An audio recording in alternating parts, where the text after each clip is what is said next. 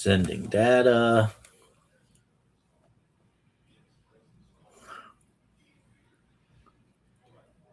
Streaming. Okay. Okay. So then let's see if it's streaming. It's letting people on. Up now YouTube can talk again. So this whole time YouTube has been unable to communicate with why? That's so weird. And yet also like 8 people who were watching dropped that quick. That is so weird.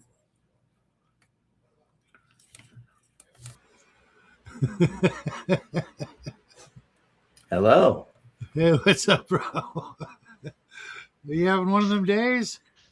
Apparently, I've been streaming and it's been real quiet, except Hungar dropped in to say hi. Yeah, I And never like, saw a what link. the hell is going on? And then I look at it and it's like YouTube was not connected at all. Yeah, you almost started a new stream. But I don't know. So I turned YouTube off and turned it on a couple times, and eventually it said, "Oh, I'm streaming now." But I couldn't find a link, and I asked a couple times. I'm like, okay, well. Oh, you asked in Discord? I'm sorry. No, I asked in the chat. I asked in Discord. There was no chat. Yeah, there was no chat for you. So I went to Discord and messaged you and said, "Hey, Shadow's trying to get on." I didn't get the chat from Discord. Oh man. I didn't see it there either, but I didn't know exactly where to look. So Well, how you guys doing, man? What's up, Timmy? I am doing good. How are you doing, Shadow and Timmy? Good. My last game went really interestingly well. So you didn't die, I'm assuming. Obviously. We got back into town, divvied up all the loot, and I got the bat headband. So now you I don't know what that means. Like anytime there's danger near, like this image appears in the sky and No. you throw the bat headband on and go running off to like stop the bad guys. Not exactly, but I do have the ability to cling onto ceilings, climb walls at 90%, hide in shadows, and have low light vision. But you can't fly? Nope. Well, I can fly. What a jip! What a jip! I can fly, but that's my cloak of flying that does that. Okay. What is the deal? Why do so many DMs have a freaking issue with letting players fly? I don't know. It kind of breaks the game sometimes, especially early on if you give it to them too early. How does it break the freaking game? A lot of enemies you can just easily beat or not even deal with, not even need or to you deal become the biggest target on the map. It breaks the game in the same way that Goodberry left to run amok breaks the game. Yeah. I've literally found nothing that broke any of my games ever. No, I mean the higher levels, it does like kind of level up in certain games. I mean, Yeah. You know, That's what you guys get for not reading enough comic books, man. No, it depends on what kind of game you're running. See, here's the thing.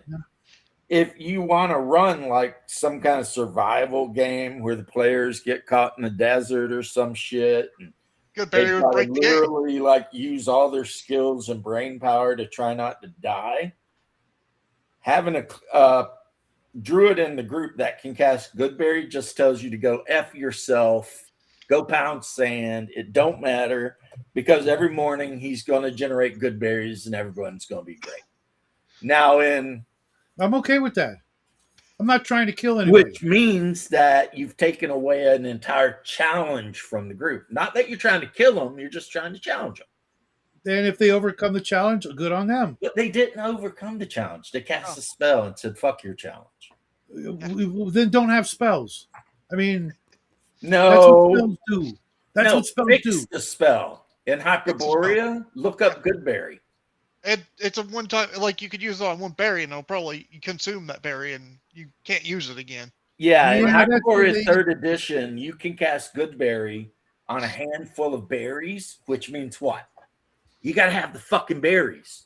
Yeah. So, yeah, You're you just trapped in the said middle in of the the desert. tundra where there are no berries. Well, Guess same thing what? with the You're not desert. casting. I live in the desert. There aren't a lot of berries out here.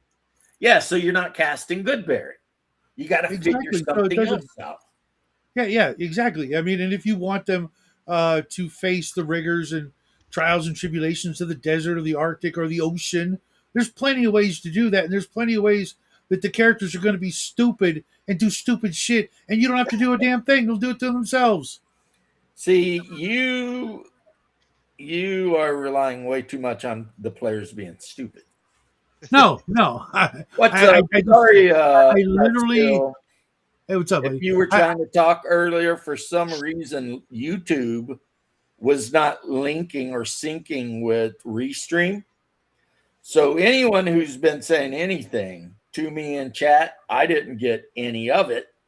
Yep. And I'm not even sure if the last hour even is going to be on.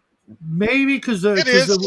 I was seeing some stuff, but yeah, there was a point where my first request for the link was like the last comment, and maybe I was doing other stuff. So, but back to the thing, I see. It's not my point to. It's not my job to care. It It's my is your job to job to arbitrate. care. You're the DM. Yeah, but I don't. I mean, let me put it a different way. I'm not so. I guess much of a control freak as people think I am. Well, I worry about that shit. has passed. There'll be something around the next corner, and the next and the next, and I'm not going to try to Then arbitrarily. again, if there's a zombie apocalypse, that particular guy doesn't live super far from you, and he Who's could that? come to your house as a zombie and bite you, and then force you to play D&D the way he likes to play it. Dude, I was just telling Bear this morning. I woke up, and he said, there's a game tonight, and I'm like, am I in that game? He's like, that's a joke, right? And I'm like, no, dude, I am in a game every day and 9 different games a month. I'm allowed to, kind of divide my attention equally by 9 or whatever, and there's always another game. That's a another lot of situation. games. It literally is, and I'm supposed to be writing for 3 different modules right now, but up until a couple of days ago, my back was at the point where I could not focus, concentrate, or really sit in a chair for more than a little bit. So the few streams that I was on, it was like you got to distract your brain from the pain, and Yeah, I writing feel like doesn't do I that. sit on one of those donuts. No, it's a pinched nerve, Oh. not hemorrhoids. Merry Christmas to you too, Bastille. Anyway, shout Born. out. Bubba doesn't have any issue with having flying in his We game. opened presents today. No, but there are quite a few GMs like Bear I made out and like a Bruce bandit. fucking hate it, and I'm like, I love it. I don't give 2 shits. Fly, freaking jump on a pogo stick. It ain't gonna change anything. It ain't gonna ruin anything. See, you're all like, I want you guys to fly like an eagle. Right? Dude, when I was in kindergarten, that song was like on the radio all the damn time. Uh-huh. And ever since then, mind you, that was what 67, 68, 69, 70, like 71 or 72. And somewhere along the road at that year, I misinterpreted it to like fly like a beagle, like Snoopy, Me too. Me too, right? What? And ever since that, if nobody's paying attention, I will slip in a beagle, into the song lyrics and see if anybody's paying attention and giggle my little 5-year-old self's ass off in my brain. And I still think it's funny. I know it's Dude, it is incredibly fun. juvenile. Okay, I'm not the only one. No. Just because my mom painted this freaking on my wall out of cardboard or whatever, because she was a great painter. Like an oil painting of a realistic Sopwith camel, but Snoopy just freaking, and it was like, it had to have been like 5 feet long on my wall. I don't even know how she got it up on my wall because she couldn't stand, but it was up there and it was awesome. And, I just fly like a beagle, man. Curse you, Red Baron. So one of the few singles 45s I had for my play school record player was Snoopy versus the Bloody Red Baron. Nice. I loved my little freaking. It wasn't a play school, but I loved my record player. I had all the book and records that I could have, want Planet of the Apes, Captain America, and the Falcon, crap ton of Winnie the Pooh, and I was even playing Steve Martin's, Let's Get Small, and all those other records on it. I remember one Christmas, I got my first Steve Martin album when I was like 10 years old because me and my old man watched Saturday Night Live. We watched Saturday Night Live together, late at night. I shouldn't have been up, but it was one of the things we bonded with. And they got me that record, and my grandparents were here. And I opened up that record, and I ran into my room. There were still presents to be opened. I grabbed that, threw it on, and at one point he said like the F word or something, and everybody could hear it. And I'm like, my parents were just like, oh no, because back then, that was a thing. And I was talking to your brother on the phone this morning, and I'm like, I could prove we're in the end times. He's like, how? And I'm like, can you name a curse word that we can't like say anywhere at any time now? And there's only a couple of words left in the English language that we can't say. Even the C word is no longer that one of those words. Yeah, that always used to be like the word. Right? Until you watch like English or Scottish movies. Mm-hmm. And even then, that was only, and then it's like they drop that word all the time. Right. But like, yeah, that word was like just, ooh. We didn't curse back then. But now there's only like 2 words that'll get you in a lot of trouble. And they're not even words. Well, one of them, obviously, the N word, is still got a lot of pain attached to it. But yet you can go anywhere. No, it don't. Well, to some people, it has a lot of pain attached to it. 50 Cent wouldn't said every 3 minutes. Well, or 3 minutes. Shit. That pain is for white liberal women. Yeah, it hurts white liberal women because the brothers, man, they be. Well, yeah, but if a white dude says it to a black dude in the wrong way, he's going to make national television for a context matters. Right.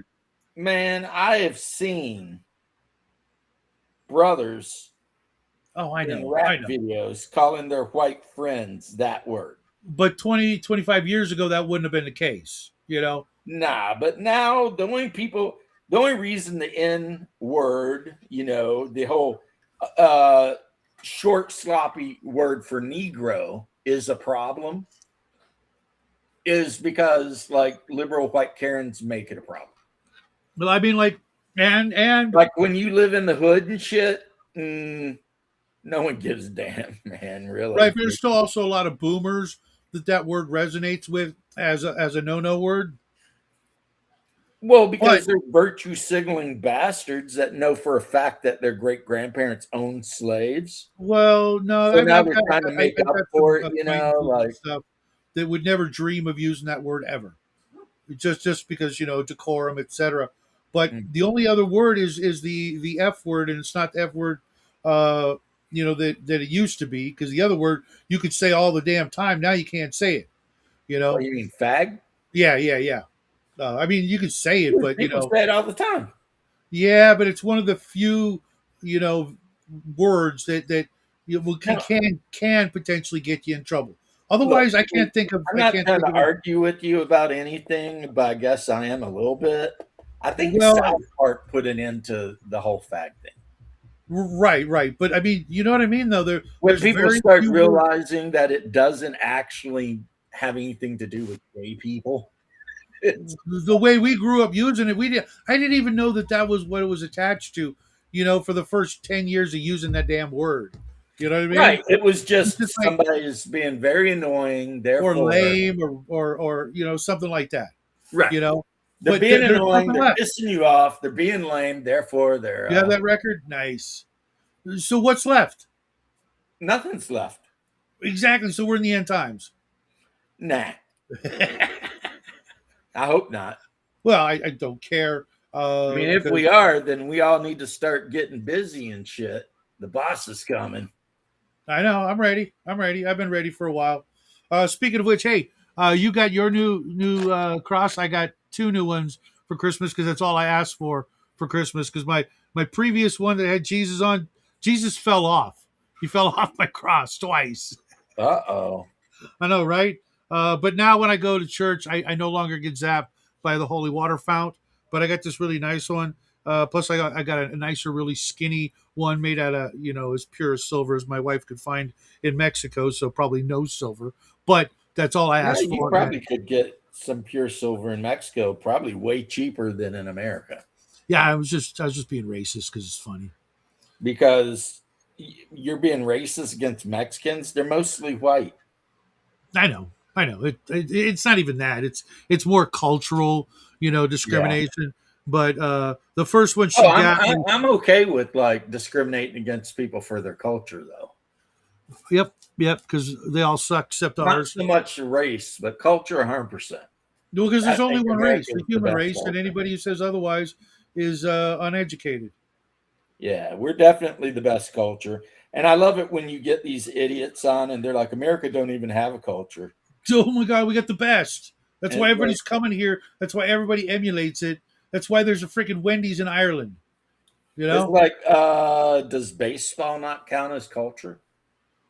Football? I mean, it's a pastime, uh, but Yeah, but that's it's what I'm part saying. of It's that part of the pastime is part of our culture. American tapestry. Baseball, Hmm, hmm. Yeah. football, hamburgers and hot dogs, and blowing shit up every New Year's Eve and every 4th of July. It's like, get Well, the heck I, out of here. We got culture. I'm gonna give the Mexicans some credit for that because it doesn't matter what holiday it is. I got somebody in my neighborhood shooting a gun somewhere. Hopefully, it's not into the air. And I know it ain't. If it's a white guy, it's because his neighbor, Pedro's also doing it. So he just wants to, show, hey, look, I can do it too. Blam, blam, blam. Uh, When I lived out on the ranch as a kid, every 4th of July at midnight, all of the rednecks that I was hanging with, we would all go out in the front yard and just fire off whatever we had. Same here. 12 My, gauges, my 30 old man, I ounces, got this whatever. great memory of my old man. He had 100 guns, but he had this 38, and he just so happened to have some blanks for it, right? And it was 4th of July, and we didn't have the greatest finances at the time, but we had some sparklers, and my dad says, I got an idea. Let's go. Come on, we'll sneak in the backyard, and he says, okay, light the sparkler, and wait till it's just about done, okay? Just about. And he says, okay, drop it in the barrel. He threw a blank in and fired it using the blank up into the air. And so we spent the next, hour or so firing off sparklers into the air, which was probably really stupid because sparklers are pretty powerful, despite what most people think of them as the lamest of fireworks. They're only a step down from a welding rod in their heat and intensity. I mean, So that's fire them off. basically what they are, right? Like a Yeah, TIG welder rod, a so we TIG or did MIG. that, and we never did it again. But you know that was kind of fun, and I'm Hell pretty sure yeah. nothing burned down. But That sounds fun. yeah, because I mean, I got to fire a gun into the air with a ball of fire attached to it. But we up in Kentucky, yeah, you just go out in the backyard and aim up at the mountainside and just unload, man. With like my AR or my AK. So, Just so what's drop your just favorite firework? freaking mag dump right into the mountainside. Just blah So, blah what's your blah blah favorite blah. firework, man? Huh? What's your favorite firework? Probably my 5.45 by 39. He I said was going to say firework. Roman candles, but okay.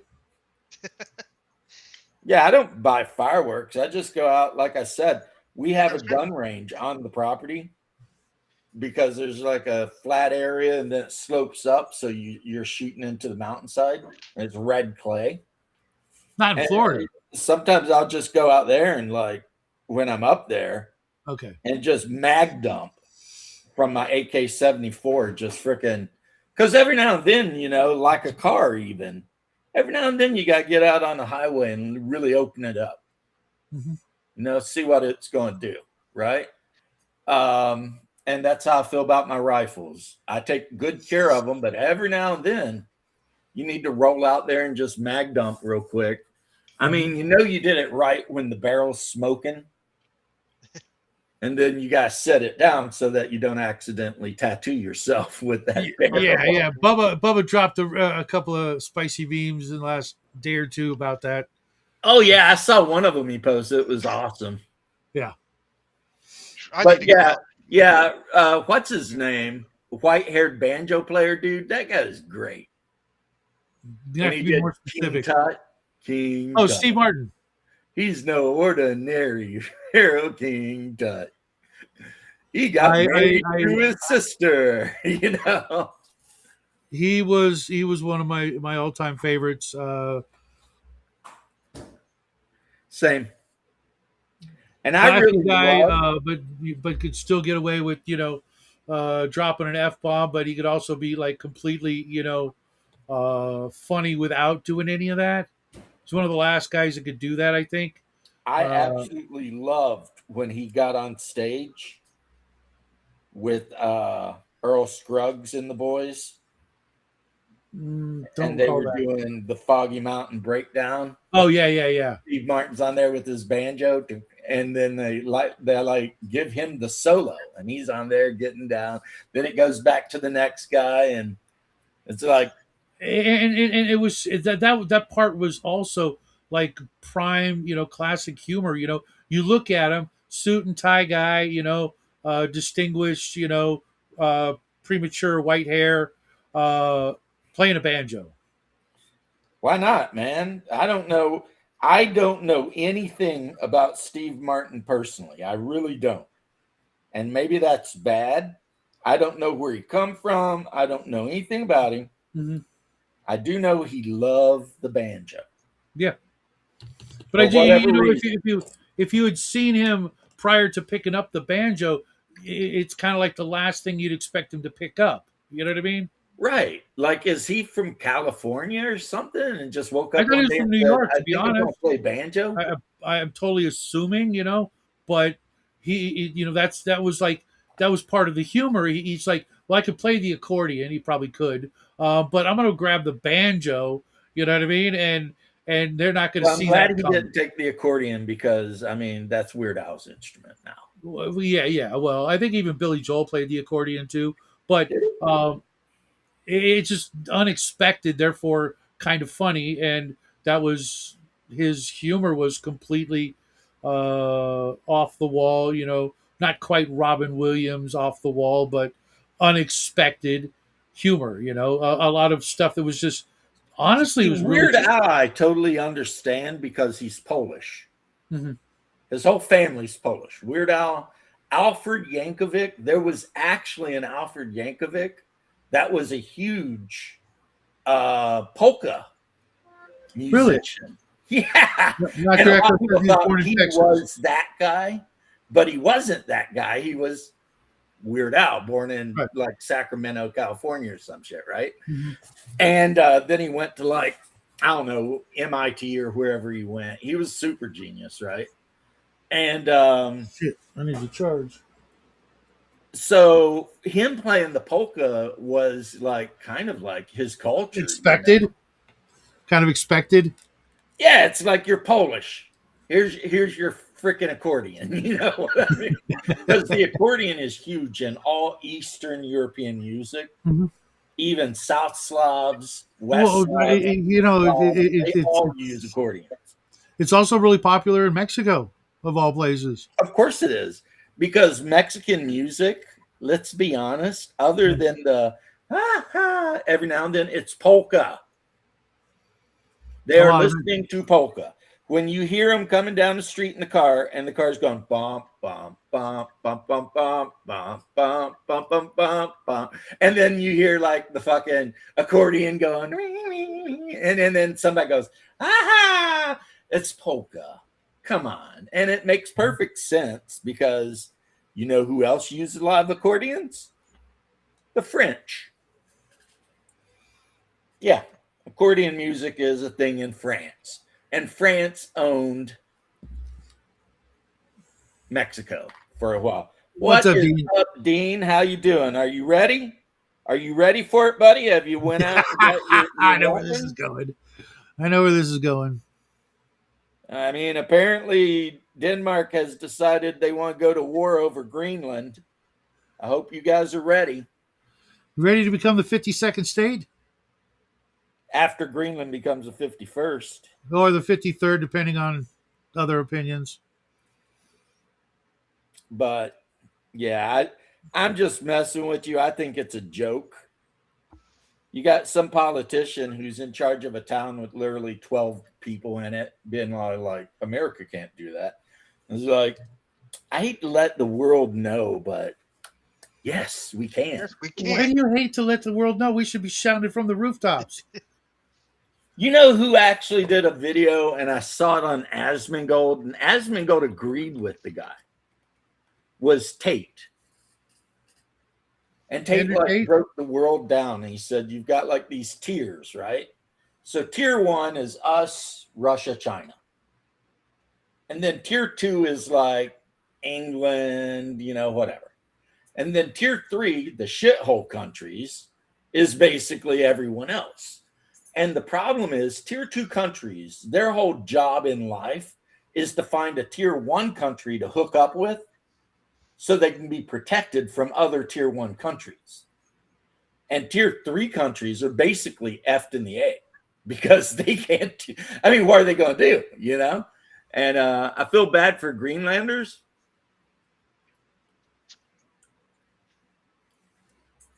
Well, if they claim to be Danish citizens, they can just move to Denmark. It'll be fine. Yeah. I'm sure we have airplanes. We can take them back to Denmark or Iceland or wherever. Yeah. And here's the thing, James. And that is the thing. You just did what Europeans always do. Who's going to pay for their free medical and shit like that? The only reason Europe can have free medical is because the United States pays for their defense. Yep. If we stop paying for your defense, you would actually have to Pay change for your your own whole defense. medical system around Yeah. and have to pay for it. And here's another thing, James. Once we get Greenland, we surround Canada. That's right. Canada surrounded on 3 sides. Don't say that, though. Bear will come in here and be like, rah! I'm surprised he's not already here. Yeah. I don't know. I did a little review on the primer for Final Age I got. It's pretty cool. I haven't had a chance to read it. I've got a stack of people's games they want me to read and review that's freaking, a foot thick. But yeah, I remember seeing U.S. pay for the defense, so there is no local powers in Europe. Dean Powell, if the United States were to withdraw all aid and all of our soldiers and everything from Europe, that place would collapse. It would be like Somalia Part 2 from France all the way over to the border with Poland. So what are we Poland waiting would for? be fine. The rest of you would be fucked. So what are we waiting for? I don't know why we even stay in NATO. I don't get it. either. Well, why we do anything outside of our own damn borders? I don't get. We got enough problems here at home that need fixing and fixing fast. You know what I mean? I mean, you may have had an argument back when there was a Soviet Union. At this point, not really. Yeah, not really. Russia's not really interested in fucking around with Europe. And also, the Europeans actually spend more money buying Russian oil than they do on the sanctions. Dean Powell, that's wrong too. We don't get favorable trade deals. We get unfavorable trade deals, actually. Yeah, we get fucked in the ass when it comes to that. Sorry. We get, We get tariffed completely by Europe, and then we're treated like we're bad guys for going, okay, we'll put tariffs on you now. see, and here's Yeah, what's like we're weird. fucking Santa Claus. And we Dean can just hand Powell's out getting yelled at, and I'm sorry, Yeah. but Dean Powell, you're from Denmark. At what point did you wake up and say, I'm no longer a Dane, I'm a European? And who tricked you into that? I mean, didn't we fight 2 world wars so that you could be a Dane? And yet now you take orders from frickin' Brussels and you got to listen to what the Germans say. It's like, why did we even fight those wars? We should have just let the Germans conquer you. Because they did anyway. Because in the Did a end, they different way. did anyway. Yeah, they just went asymmetrical on your ass. Yeah, exactly. They just Can't went move from a asymmetrical war. We'll do it and diplomatically. decided that instead of conquering you militarily, they would conquer you economically, and you would agree to it. Here he is. Get in here, Viking buddy. So first up, when did I say I'm a European and not a Dane? You didn't, but you didn't. Yeah, I didn't. That was just a question I was asking. Okay, have a good day then. I mean, you could say no, and I'd be like, "Oh, okay." Oh, he just want to go in there and say that. That Then was you got odd. mad. Get your ass back in here, Dean. Yeah, we get no favorable trade deals, Dean. And they won't even let us get HIMAR trucks or whatever. And that pisses me off too. Those trucks that Japan makes that like sell for like 10 grand. Oh yeah. I think are we able to get those now? Or I heard something about getting those. I trucks now. could have swore I heard All Tesla the automobile companies don't want us to get them because your average Ford F-150 costs like $50,000. I know they're expensive. I don't like them. And the reason they cost $50,000 is because they won't stop putting bullshit on them. Yeah. It's like we don't need electric windows and electric freaking locks and heated seats and blah blah. Yeah. We just want an effing truck, you know. And also, don't make it where we're renting it from you. We actually buy our stuff, not be like, oh, if you try to sell this, you can't. We own it. Yeah, we don't need an apartment with wheels. Yeah. And that has been the problem with American trucks. When I had the Chevy, it was just a plain old roll the windows up manually Chevy truck with 350 big block. And now that I've managed to piss off literally everyone that lives in Europe. My wife used to have this Toyota that she'd gotten from someone who'd gotten from someone else who got it from someone else. It's like a 20-year-old truck that just freaking wouldn't stop. Never needed anything except gas and oil. Toyotas have almost always been very reliable. Well, the really old ones used to be like unkillable.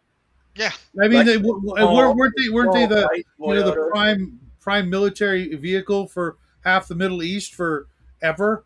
Africa too. Yeah, they have they still use helixes. I wish we could get a helix over here. Yeah, Saudi Arabia, like everyone gets issued a helix like on their 15th birthday or some shit. I don't know how that works. They even put like artillery on the back of those things and fire them off while driving. That's literally what I meant. I mean, I can't tell you how many times I'd seen videos, of a bunch of, certain kind of people doing just that. So the accordion is called the soul of the Russian people. All right. I didn't know that, but that's cool.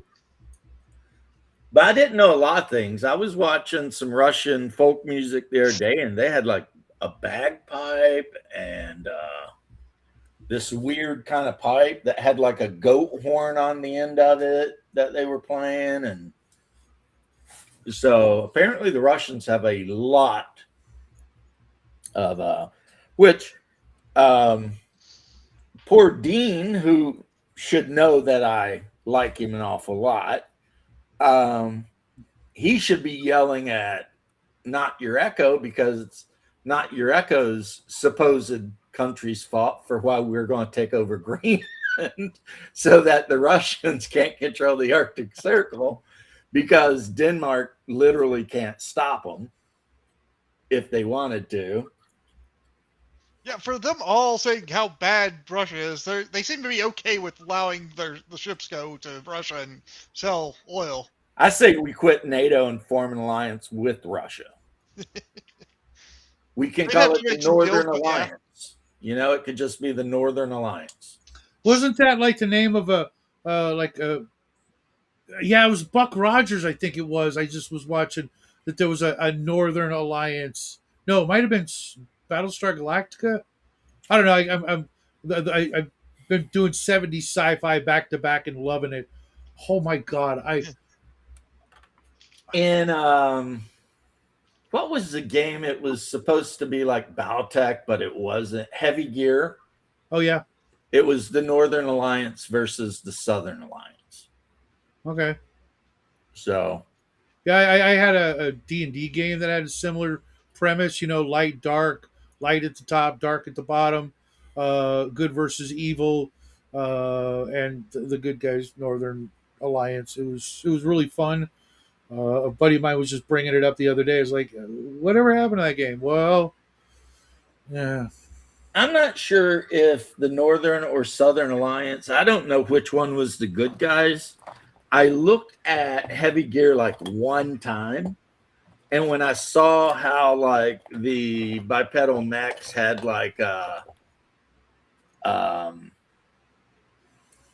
tracks on their feet, I was like, yeah, I'm done.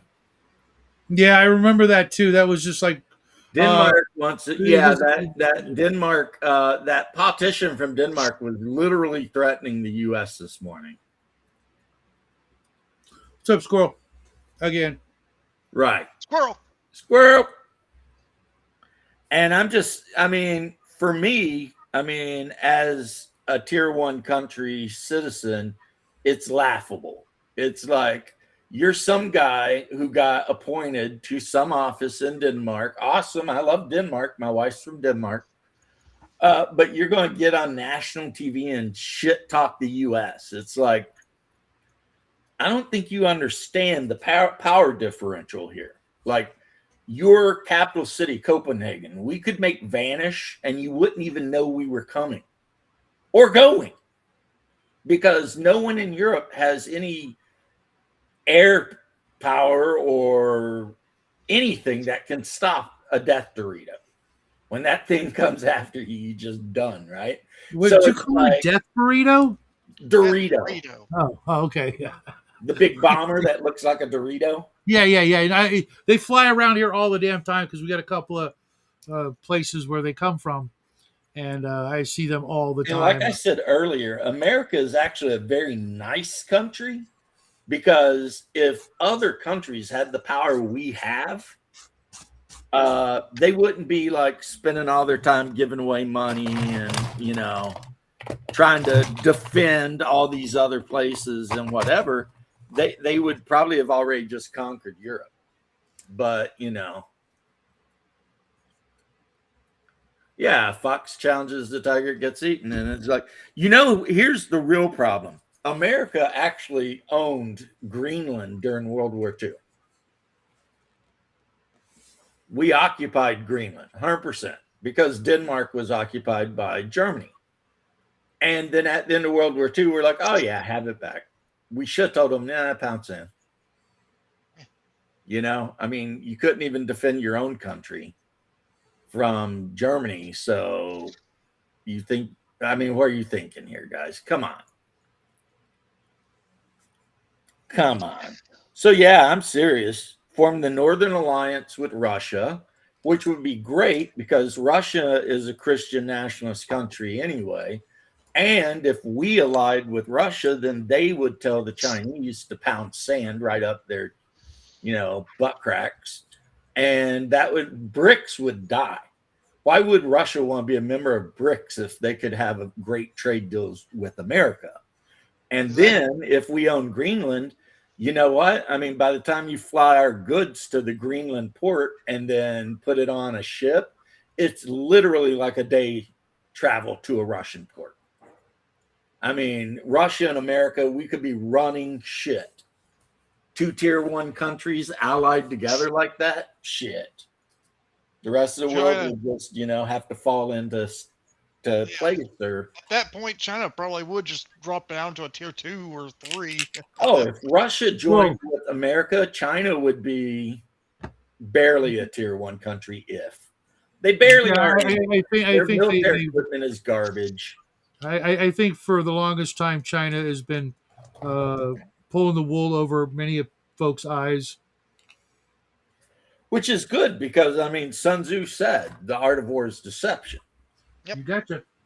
But the Chinese, it's like when people were like, the Chinese have more ships than the U.S. Navy does now. The correct answer is, yeah, but what's the tonnage? Yeah, what's the tonnage? What's the total tonnage? And If then you're you talking find about a out, bunch of tugboats, that doesn't matter. Who cares? the U.S. has like twice the tonnage of war vessels as the Chinese do. And that's not even counting the fact that the Japanese would be on our side so quick. Yep. I'm out of black wash. Holy shit. Greenland will be the only Walmart you can see from space. What's funny is in Hyperborea 3rd edition, all of the Eskimo that live in Hyperborea are from Greenland originally. And they were all like members of a cult of Cthulhu or Thulu. So, and they kind of try to keep that on the DL because other religions and stuff are not like super fans. I am completely out of any sort of black wash. Well, I do this thing where I take black paint. And I mix like a lot of water in it. And some dish soap, sure. I don't even do the dish soap. I mean, you can if you're making a big batch, but if you're just making a little bit, really, it's not that big of a deal. And I just bought Dungeon Minister and RPG Grandma a complete set of washes, and I picked up myself some as well, but no black. Well, guess what I'm going to be doing in like 5 minutes. Vallejo black wash. I have 2 different Nuln oils on my table. I had none of that. But I also just ran out of blue, dark, and strong. But I've got a brand new one. Have you ever seen this Vallejo black wash? Jesus Christ! Look at the size of that canister, right? $16. Nice. And then, of course, I've got black pins, so paint pins in black. Black panel accent. Yeah, I got none of that. None of any of that. Because you need to learn to be as cool as I am. That'll never happen. It could James, with my cleric, how do you feel about my bat cleric? Bat cleric, I feel like as long as you're having fun playing the cleric, and Bubba hasn't decided to ban, block, or kill you, you're probably doing okay. Yeah. Right? Because Bubba can be a little strict on what he lets his players get away with. Right. To a point. And I agree with him too. Like if you join Bubba's game and you start acting like some kind of damn degenerate, don't be surprised when Bubba invites you to go find something else to do with your day. Because, people ain't got time for that shit. I just find it funny because now with that new item, I can basically hide on the ceiling and jump down on people and surprise them in an attack. Awesome, but you're a cleric. Yeah. Clerics can be martial characters. Yeah, but they can't be thieves. No, unless you become a dual class. Don't think I'll be able, but I'm still a really good cleric that can hide on the shadows and hold myself to a wall or a ceiling. Awesome.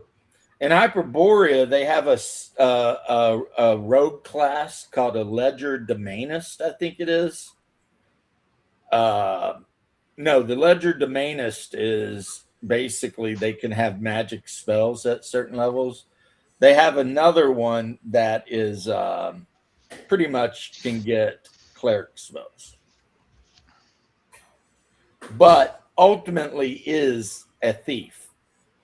But, and most of the characters of this type tend to worship like gods of thievery. Oh yeah, Right. I also got an item that I can use twice, but gives me +2 to my AC. But you can only use it twice. Yeah, it's a That's not bad. consumable. Yeah, Not bad. yeah. I With that, love little like goofy magic items like that, like something stupid like a drinking horn or a wine skin that's always full. yeah, I think it for 2 rounds it gives me like +2 AC. So I'll activate it, get the 2 AC, but won't be able to do anything else. And then on the next turn, after on probably my third So turn, in effect, yeah, it just Oh. makes you harder to hit for 2 rounds. yep, it would take me from a -4 to a -6 AC. Yeah, but yeah, the wine skin that never. That's kind of, I guess, Shadow could argue. Well, what's your problem with Goodberry then? If you're going to give them a wine skin that's always full, and it's like, I don't know. There's just something. It depends on the game setting. Yeah, There's just something it doesn't hurt it. cool about. Well, I mean, okay, let's say you're playing the game setting I'm playing, right? And there's Vikings roaming all over the place, getting into trouble, causing problems, being well hated by pretty much everyone else. A rune carver who uses their alchemy or whatever to create a wine skin that will always be full of meat or something like that. That's actually like, ooh, subs and pizza. That's what I had last night. We're getting tacos tonight. And I didn't even know I was going to have it. My wife woke me up because I was in a depression nap. And she's like, I bought Italian. Went to the doctor.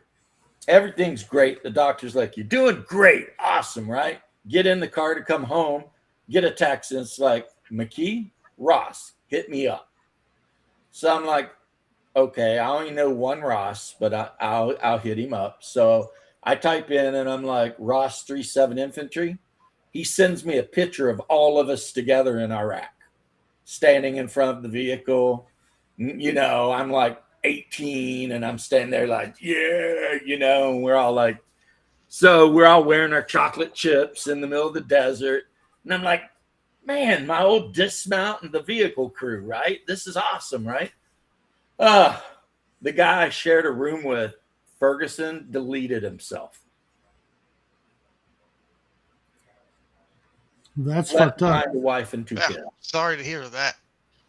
Yeah, that's what he said. And then my bro Hufford, who I was really close to, he's a half Mexican from Austin, Texas. Apparently he didn't handle it well, and no one's quite sure what the hell he's doing. And so I'm just, like I said earlier, before anyone could respond, I was like, some people, man, they come home but they never do. Yeah. You know what I mean? Yeah, I think there's a really great song about that called Still in Saigon. Yeah, maybe. But they just, and it's like, and I'm like, man, it's been 30-something years. Why would he choose, unless he's been fighting this for 30-something years and finally something got the better of him, and I'm like, damn. But apparently my staff sergeant has been keeping tabs on all of us.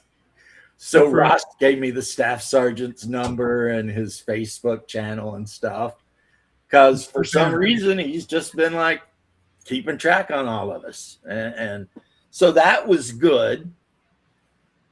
My bro Fergie, who was, like I said, we shared a room for like years. That sucks, Sinkstein. And I'm glad you're still in here, not super mad at me. I'm not trying to make you mad, bro. And then my bro Hufford, who used to be my drinking buddy, and he's also the one that used to bring the fat chicks to my room and destroy my bed. when I was like home. I heard that story. Yeah. He's all effed up because of the Fergie thing. And then like, it's like people aren't, it's like, I look at myself and I'm like, damn, thank God. Apparently I'm doing a lot better than I thought I was. You know what I mean? Yeah, It's I was talking to a friend of ours like, last week, and but anyway, hold I'm on. But yes, I'm like Squirrel, the last of my group. thank you. Thank you very much. I mean, I haven't talked to this guy in 30 years, but it's weird how you spend 3 years with the guy because we went through training and everything together. Like, so infantry training, a whole 9 yards, ended up at the same station, same unit, same bunk room. Me and Fergie, or Fergie and I. And we always got along great. I used to call him the Wolfman because he had to run back at lunch and shave again because he was one of those guys whose like chest hair like blended in with his beard. So, you know, but he was such a good guy. I brought him home with me a couple of times. You know what I mean? He visited, he seen my mom. We were just really like whatever. And then, you know, you get out of the Army and you always swear you're going to stay in touch, and you never really do because life, you know? And then, I mean, I shouldn't be surprised because, I mean, I have been a member of the two of the careers that have the highest occurrence of self-deletion. You were a dentist? No. That's number one, buddy. I said two of that have the highest, not the highest. No, okay. And that's firefighter and soldier. They're like in the top 10. Yeah, dentists and like taxi drivers or some shit. It's like weird, the groups that are actually offing themselves all the time. But Dean, I appreciate it. Even though I was talking mean about part of your country, it was all joking. It was in good fun, and I wasn't trying to make you mad. You know, I'd never do that. So if you were feeling away, I apologize because you, as a Danish person, have a right to be proud of your country. You do. And I agree with that 100%. I just hope that the calmer people in your government will realize that, hey, you know, maybe giving America a 99-year lease on Greenland for like X amount of money would be great for everybody involved. See, we could do that, right? A 99 lease with an option to re-up. We could pay like Denmark a shit ton of money and just have Greenland. I'll be right back. You know? And that, no, I wasn't serious. I was just talking shit and being hyperbolic, man. I need to learn. I need to learn to be a little bit more like, my wife is always telling me that sometimes when I'm joking, people can't tell I'm joking, and then I get in trouble.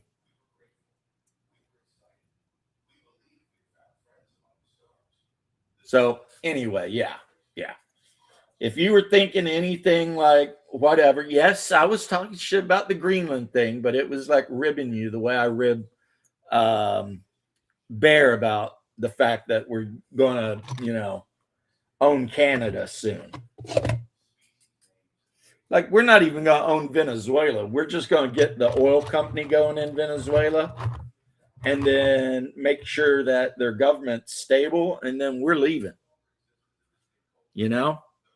And when people talk shit about you're just going over there to steal their oil, and it's like, actually, before they federalized all the oil industry in Venezuela, that was our stuff. We owned it.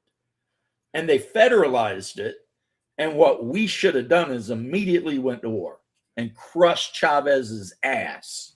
Yeah. And like, you do not get to just take our billions of dollars worth of oil infrastructure, right? But we didn't. We let them keep Some it. be just like Iraq. There's Oh, a lot of my difference. goodness. It's apples and oranges. No, that is right there. one of the guys that I've argued the most with and been friends with the longest on the planet. I honestly didn't even think he had internet. Because the last time I talked to him, he said he was moving into a cave somewhere in Appalachia. And I literally thought this dude is so far off the grid. It's like where he lives, he can't even get 2Gs on a phone. You know what I'm saying? Like you send him a text, it takes like a week for the text to show up. Oh, talking about that, I might be able to get better internet soon. Yay. It's like a pigeon carrying the. Well, that's what I was talking about, Zaranthnix, is that one of my bros that was in Iraq with me self-deleted it like a year ago, and I just found out about it. And it's like, I'm like, damn, that sucks, you know? I might need to go. No one's surprised, Timmy.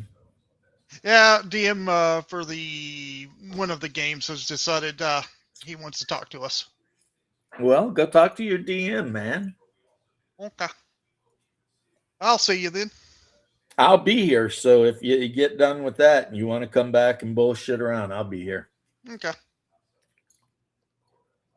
Tell Shadow I said bye. I will. Yeah, this is a guy this guy here. Well, I lost a lot of weight. I was up to like 320 and I dropped down to 240. And the reason is, I think I told you, is I went to the doctor and they're like, wow, your A1C is like 9 point something. You're definitely going to be diabetic, blah, blah, blah. And I was like, F that. So I talked to the wife, got on this like mostly carnivore and fresh greens, leafy greens diet, and lost a shit ton of weight. My average A1C now is like 5.1. So now I can eat pasta and stuff like that, just not like all day, every day, you know. I just eat, like when we go down to the pub, I get myself like a Cobb salad or something. And,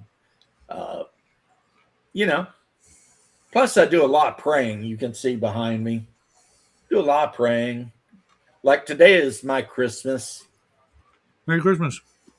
Yeah. Thank you. We got up early, watched my wife open all her presents. Then I opened mine. She got me a bunch of these. That's right. Nice. Well, Yeah, three different things here. This is Saturnine Heavy Assault Cadre, so Terminators and Dreadnoughts. And then this is just a standard Space Marine stuff. Mm-hmm.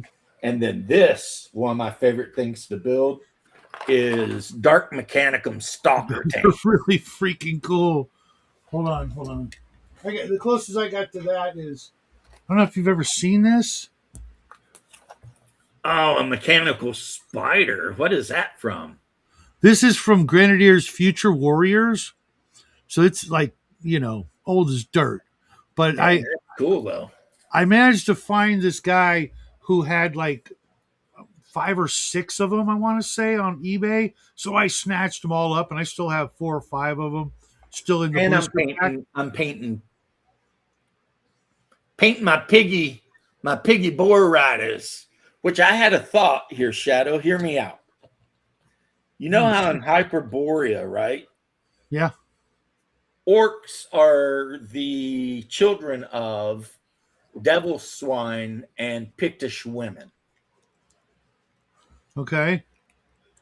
What if the devil swine took the swine form and gave a sow a litter of swine? Uh-huh. Would you end up with a boar that's just innately evil and smart? Still looks like a boar, but maybe bigger and smarter? Uh-huh. And then an orc rides this half demon boar? Okay. No, that's the thing. What do you think? Is that like a thing? I don't see why not. I mean, used to be the guy I played 40K with. And they moved away, so now I sold all my 40K shit, or most of it. You definitely get something, you know, and it would be less than the greater of the two. Well, it's not going to be a devil swine, obviously, because that's a devil swine. Right. But I don't see why you. if you're talking about an orc with like almost like human intelligence, or not an orc, like an evil natured, just smart boar that allows his half brother to ride him around in battle. I mean, I think that'd be pretty hardcore, right? Yeah, you definitely get something evil and piggish. It would be up to you, how you would average the two out. I would probably just make it a boar, except much smarter.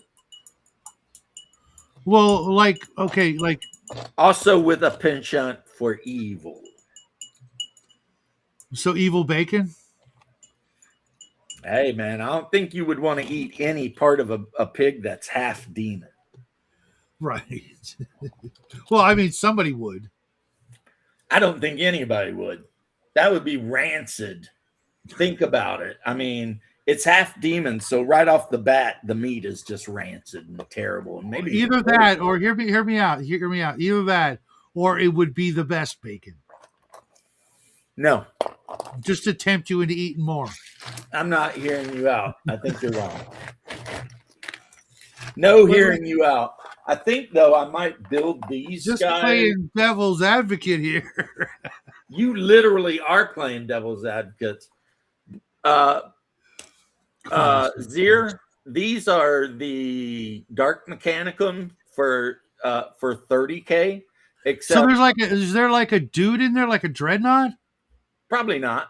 Oh, because it's got that front look from here, like the metal coffin apparatus that a dreadnought often has. See, the thing is, in 30K, unlike 40K, they hadn't quite outlawed robots yet. Mm-hmm. So the Mechanicum, a lot of times you'll have like a devil's boot advocate. Nice. A lot of times you'll have like the tech priest. Can I steal that? Can I steal that, Dean? I'm gonna anyways because it's called stealing. That's weird because back in Epic, which was 40K, right? Mm-hmm. There were Space Marine Imperial robots, were there not? Yeah, but you have to remember that the lore has changed somewhat, and certain things that you probably played with and I played with in Epic just aren't a thing anymore. Yeah, like the Leviathan. Like, I don't even think there was a Mechanicum back then. No, not really. Right. So nowadays, you could have a whole unit of these freaking spider tank things being led by a tech priest. You see what I mean? So they're not thinkers, so they don't break the rule the emperor laid down about, machines that think like humans. Mm-hmm. But they can take orders from a tech priest, who is practically a robot, let's be honest, because they've cut so much of the meat off and replaced it with freaking metal that... Mm-hmm. Yeah, I will say tech priest, if you actually analyze them, they are definitely not following the emperor's etiquette of humanity. No. Because they're very inhumane in their treatment of anyone else. Of everyone else. They suck. They're the worst. And the other thing with them is that even in 30K, when the emperor was saying there are no gods, the tech priests were still believing in the Messiah. Yeah. Except then they also started trying to say the emperor might be the Messiah. And it was like, so they were just blatantly not believing in the emperor's, imperial light and everything. Yeah. From the get-go, they were assholes. And then when Horus betrayed, all he had to do is say, hey, I've got some STCs and shit I can give you, forbidden technology. And like half of the frickin' Mechanicum was like, right on, bro. Let's do this shit. Yeah. I mean, the only reason that the Emperor even allied with the Mechanicus was first off, same solar system. Second off, they had the technology he needed. And apparently, I think that's a later retcon, but apparently there was something trapped inside the moon, some kind of dragon. The void dragon is in the moon. The emperor put him there, and that's one of the Satan. But on top of that, once the emperor had unified Earth and beat the shit out of all the tech barbarians and whatnot, he needed Mars because Mars was where all of the freaking shipyards were, and they were building Titans there, and they had massive munitoriums where they could build like thousands upon thousands of bolt guns and power armor and all this shit. And the emperor needed that. Yeah. So he basically cut a deal with the devil, really, is what he did. Because Dean is right. Your average tech priest gives zero shits about any human. They don't care.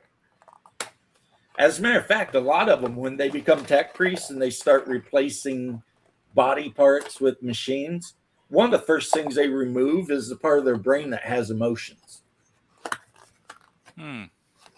So that they're basically 100% unemotional, logical beings, and that's just what they are. Yeah. And it's like, yeah, those guys are dicks. But their armies, a lot of times, are made up of small stalkers, which is what these are, big stalkers, which are like the big assault vehicles, and then on the sprues, you'll see these like things here. They're like robot infantry. Except, actually, the way to think of them would be like, you remember the bad guys in like the Matrix?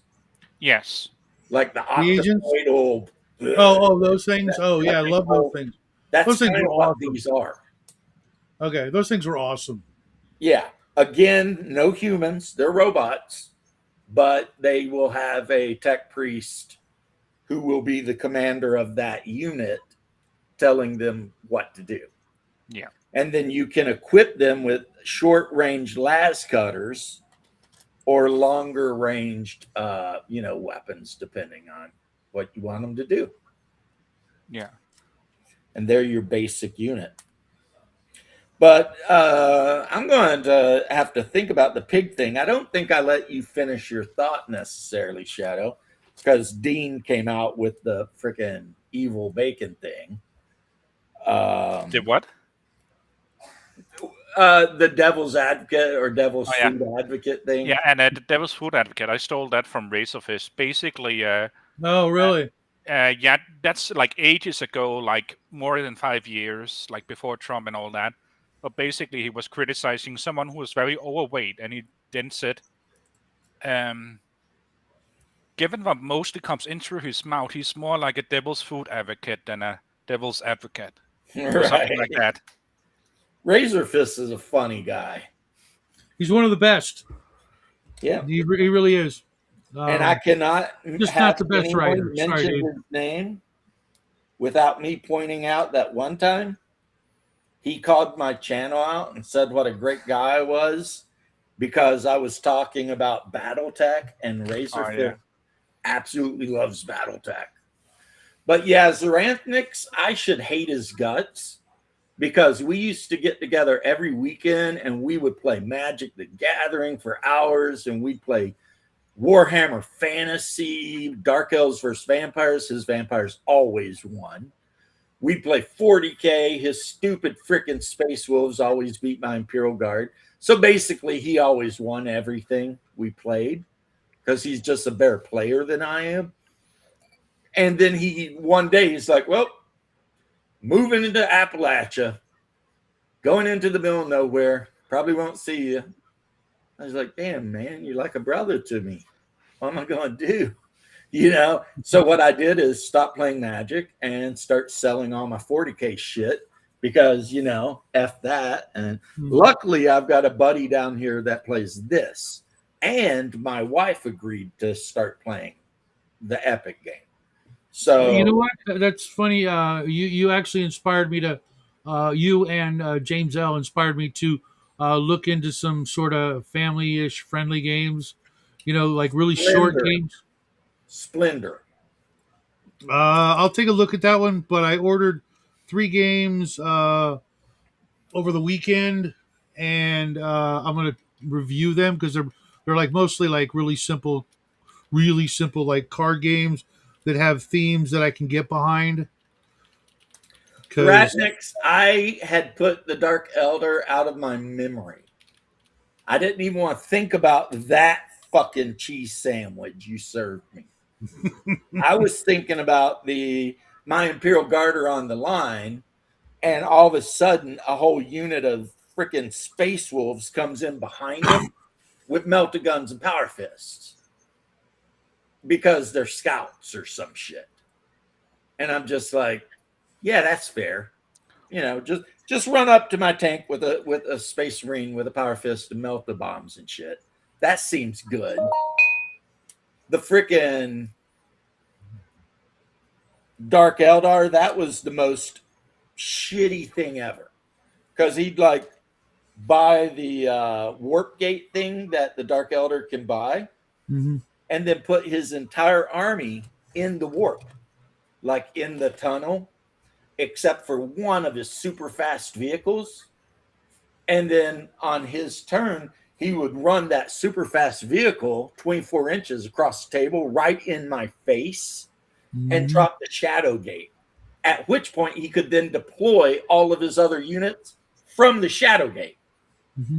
So my guardsmen are standing there with their las guns like, yay! And all of a sudden witches and incubi and shit are coming out. Yeah, that is a common criticism I heard of like 40k that it uses side turns instead of like unit turns. Because then you can do stuff like that. Right. That is why, like this game, you put orders down for each of your units, and then you take turns flipping orders and your units doing things. But in a game where it's I move all my shit, and then you get a turn, you end up with games where the Dark Elf player does all of his shit, and then you pack all your shit up and leave because it's dead. Yeah, I despise games that do that. It should be, like back in Warzone and whatnot.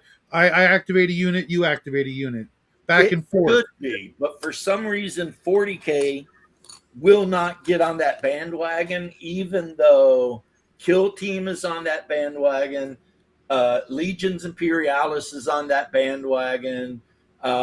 Legions Aeronautica is on the bandwagon. Mm-hmm. Necromunda is on that bandwagon. Mm-hmm. You move one, they move one. You move one, they move one. But wasn't Man of War the same thing? Yeah, Man of War, you move a unit, they move a unit, and sometimes units just one ship. But right, but how was fantasy? I don't remember. Fantasy is the same as 40k. Yeah, okay. You move all your shit, and then they move. And boy, was his vampires overpowered. I remember charging from the flank his Blood Rider unit with a 10-man unit of Cold One Knights, led by a prince with a magic sword, and he wiped my unit completely out. And I charged him. I was like, what in the is that? Man, playing Dark Elves for a while was just asking to be abused. It's like just show up with your fucking gimp mask on, because this shit's gonna be bad, It was like I should have showed up at the table with my Dark Elf army with like a ball gag and a gimp mask and some assless chaps and just been like, spank me, daddy, because these fucking Dark Elves, no matter what I do, they just. I never played them. I bought a bunch. Never played them. Never painted them. Never. I still have my Dark Elf army. I use it for Oathmark because Oathmark is miniatures agnostic. And you can play literally any army you want. Sax, long time no see, man. How was your holidays? So you just build an elf army and use Dark Elves. So if you build an elf army with spear and shield, you just use your old Dark Elves that have the spear and shield to equal those elves. And if you buy a unit of archers, use your crossbowmen and just say they're archers. I'm very good, Shadow. Thanks. It was a decent. Zaxius, what's up, homie? How you doing? I'm very good, thank you very much. I was hearing you were talking about Warhammer. I was like, oh, well, this is Well, like a because this conversation. guy Zaratnix, who I haven't seen in a year, I think I sent him a text that said happy birthday, but he is the main guy I used to play 40K against before he moved into the mountains and become a monk. Yeah. And which I kind of I'm envious of. I would love to move to the mountains and become a monk, but and he was also the guy I played competitive Magic with, which he always won. But That's fair enough. I quite enjoyed the. I had a very large Empire army. Empire could be really cool. They were versatile. Yeah. But I had a soft spot for Talabheim, and what I would do is I would base code all the different units, but I wouldn't paint them until they had achieved something on the field. So every time that they were painted, it was because they had achieved something, so they would have a nickname, or their regiments would then be given a name. So I would have the line breakers, I would have the peacemakers, I would be having the what's it called, the broadsiders. I'd have the oh god, what are they called? The Telian crossbowmen. That is the most freaking sexiest thing I think I've ever heard. Did you ever have the steam tank? I did. What was the other one? That big wagon with a bunch of the war wagon. Yeah. So I don't have the war wagon. That was outside my too. budget, but I did buy the steam tank. And if you wanted to get really crazy, they had the Grand Theologists. Yeah, the war altar or something, and it had like the high priest of the cult of Sigmar standing up.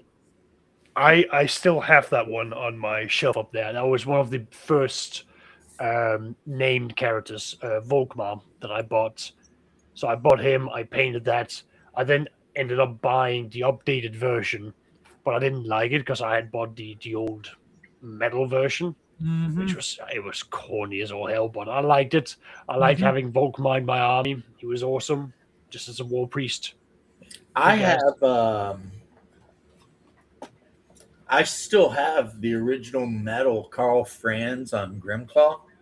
Oh, yeah, nice. But the problem is, or not the problem, in the new old world, because they changed the time and everything, Carl Franz isn't even born. Oh, yeah. So I guess you could still use him, but it's like... It will just be another, what's it called? Elector count on a Griffin. On a Griffin. I have a Empire army still. Yeah. And it's 50-50 blocks of spearmen and halberdiers and blocks of gunners. So I got a couple cannons. Yeah, so I ended up throwing all my Warhammer stuff away because I couldn't really play with anyone. I wasn't happy with Age of Sigmar because I was just like, it just went in a direction where it's like, this is not what I got into the hobby for. So fine, but what was wrong with Age of Sigmar? Because I never played it, so I kind of want to know. So it was moving away. So when I got into it, it was block based. So big armies, I quite like that. Move forward to deal with that. Age of Sigmar was taking a step back, and it's doing what the current 40k is doing, which is it's downscaling the size. Okay, so they did the 40k thing. Yeah, exactly. They did that first. But yeah, I did play Fantasy Britannia back in the day. Yeah, Age of Sigmar basically is like, imagine if you were playing like a 1,500 point game of like 40k, except all your figures are fantasy figures. Yeah, but they still move about like in mobs. No, they didn't. I mean they're on round bases, so they just kind of. Yeah, so they moved it down to round base. Yes, they moved more towards like a skirmish feel towards it rather than block and center. There was no armies. Flank and spank.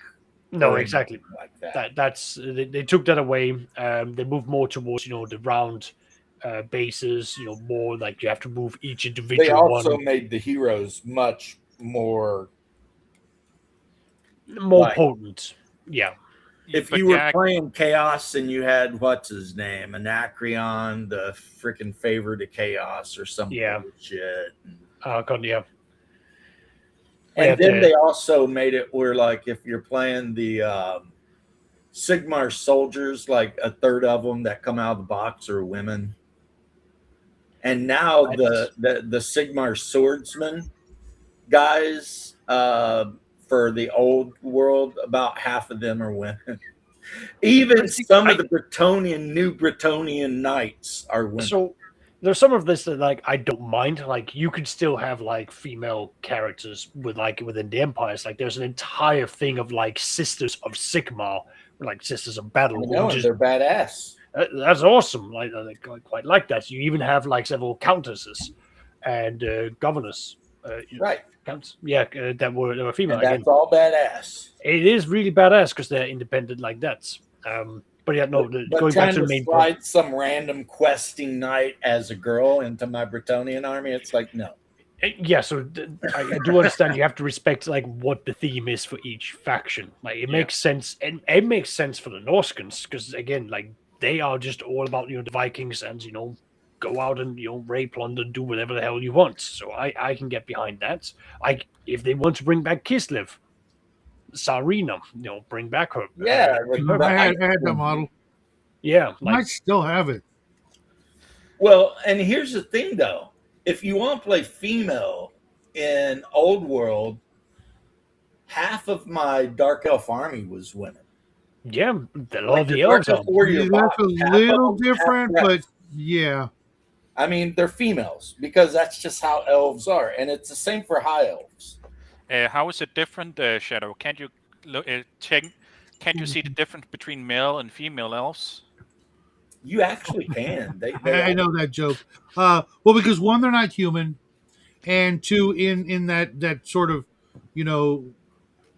quasi immortality that they have the time to literally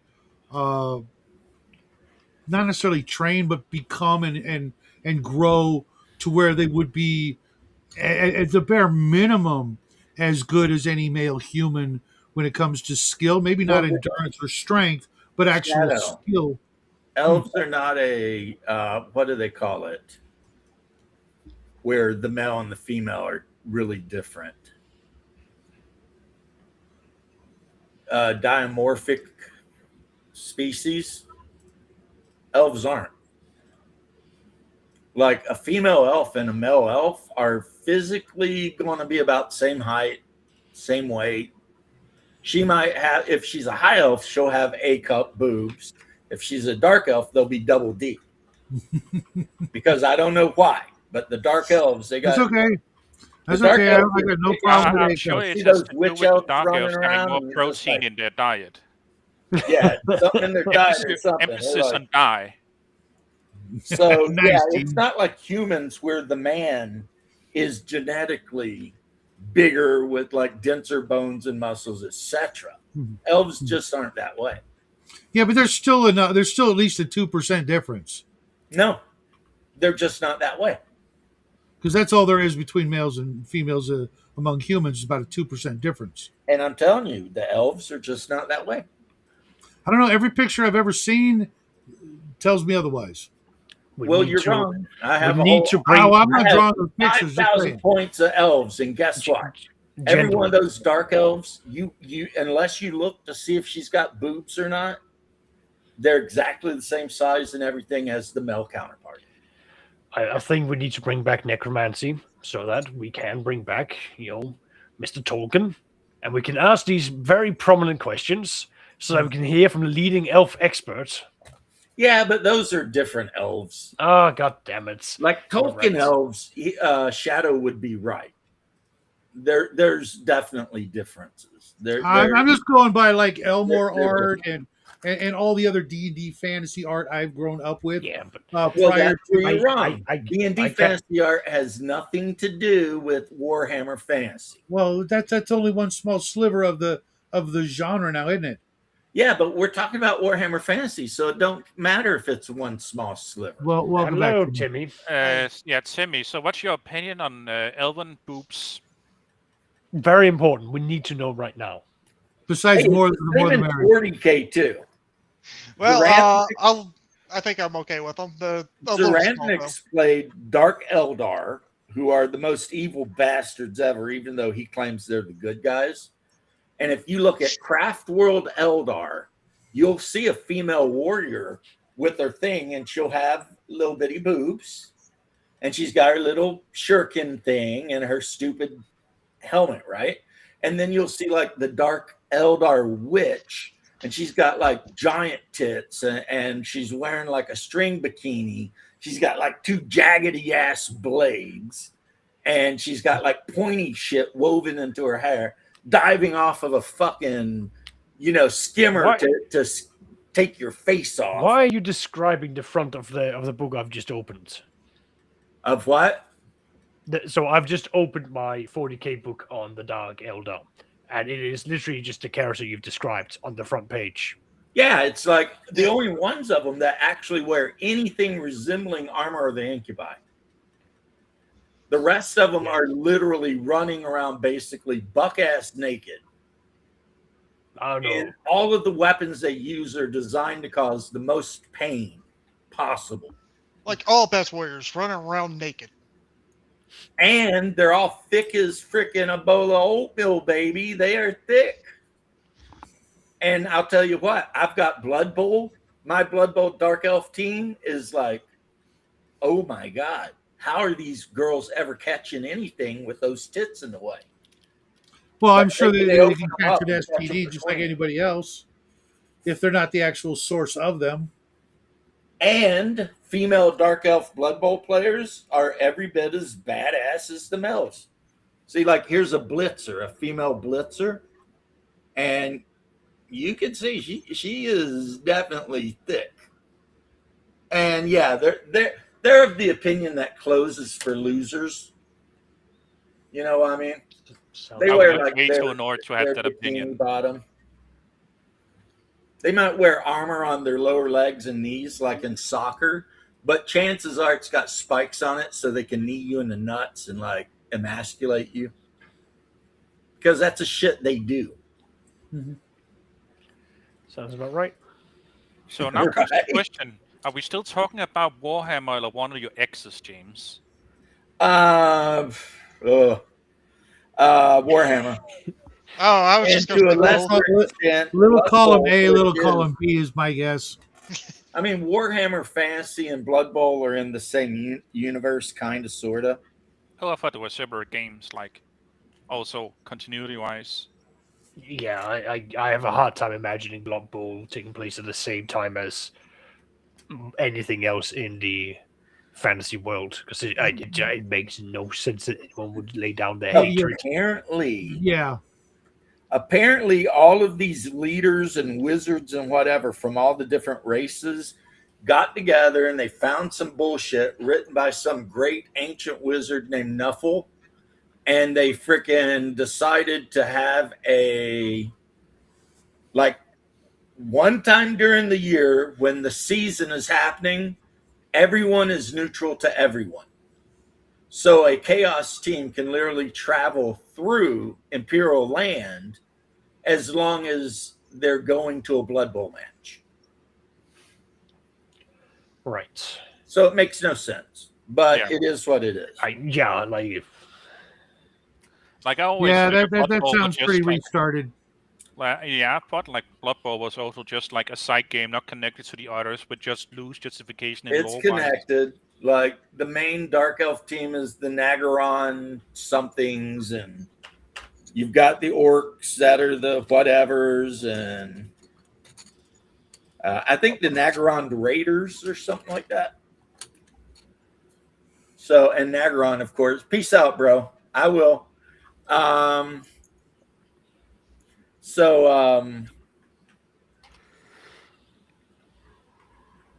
Yeah, it's kind of supposed to be in the world, but the thing you got to remember about Warhammer 40K and fantasy is it really started out kind of tongue-in-cheek. Oh yeah, I know that. That's one of the there was a Games lot Workshop's biggest issue, that that the first generation writers just put everything together they thought was cool, which is fine. Then the second and third generation tried to make lore out of it. Exactly. And then Games Workshop, what do you call it, they had to deal with all that. So I have a little sympathy for their writers, but also fuck them. Yeah, Yeah. it's like Rogue Trader Well, is an even Warhammer. I don't know what it's supposed to be, but it's not Warhammer. Warhammer starts with second edition. And then you're talking about a time they were doing crazy shit. Like when I think it was Arch that pointed this out. They were doing the whole fascists aren't welcome here. And somebody just posted a picture of an orc they had made back in the day that had a swastika on the front of his helmet. And they're like, really? We're not allowing fascists because you made this miniature, assholes.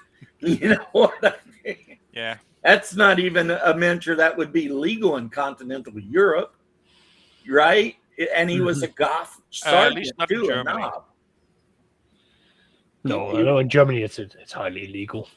Yeah, unless it's like the only way to get away with it in Germany is if you're building like a historically accurate tank and you do the thing where you put the German flag across the back of the tank. Because they used to do that in the West so that Stukas wouldn't accidentally get them. They'd put a tank on the back, a flag on the back deck. So that if you're in an airplane up above, you'd be like, oh, those guys are our guys, you know. And so if it's something historical, you can do it. But if you're just being Except a for jerk video off, games. you go to jail. Yeah. They still haven't included video games into it, which makes it kind of funny sometimes with the censorship the game makers then have to do. Like, yeah, I don't remember the Axis and episode of hand, but awesome. Axis and Allies, where the German symbol is just like that little weird cross thing. And it's like, okay, whatever. But I'm sick of World War II anyway. We've been playing video games about World War II for like 10 times longer than World War II actually went on. and we still don't have a German campaign. No. I know why. I did but ask it's Double still D when he was promoting that World War II role playing You're game. right, guys. You could play a German. Yeah. And apparently you can. So I was like, playing a Stalingrad game would be kind of cool if you're Yeah. playing the German. Christ. I mean, it wouldn't be a long campaign, but it might be a good one, you know. A lot of that people is- involved in the area of fictional creation are poorly unable to Yes. Yeah. That yeah. is true, Echo. That is 100% true. It also doesn't help that some people believe in the literal death of the author, not the philosophical concept. Well, I mean, yeah. Yeah, if you're going to make a game and you're automatically predisposed towards like Marxism or some shit, then it's like, okay. I tell you, hey, Sax, you know what would be an amazing game to play? Wait, which one? A role-playing game based on World War One. I'm sure there are there's a few. Like, can you imagine as the DM, you're looking at your players and they're all in like some platoon of British whatever, and you're like, okay, guys, you hear the trench whistle.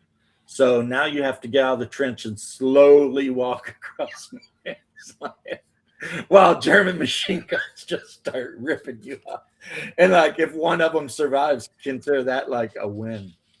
Listen here, Captain Blackadder. What we need to do is we need to put the ladders up against them. Yep.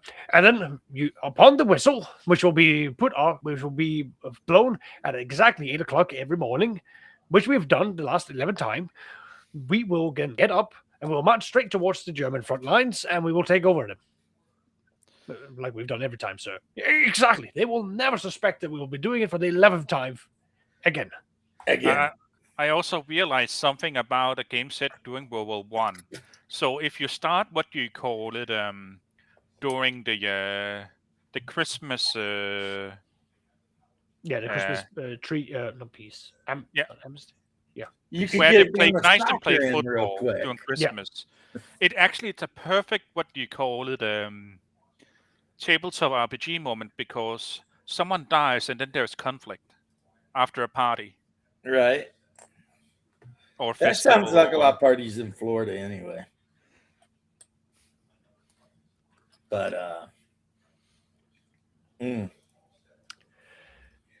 pretty much what I'm saying is I'm sick and tired of all these World War things. Sick and tired of real life things, honestly. Yeah. Unless it's so ancient that I'm not sure if it actually happened or not. And then I'm So- cool.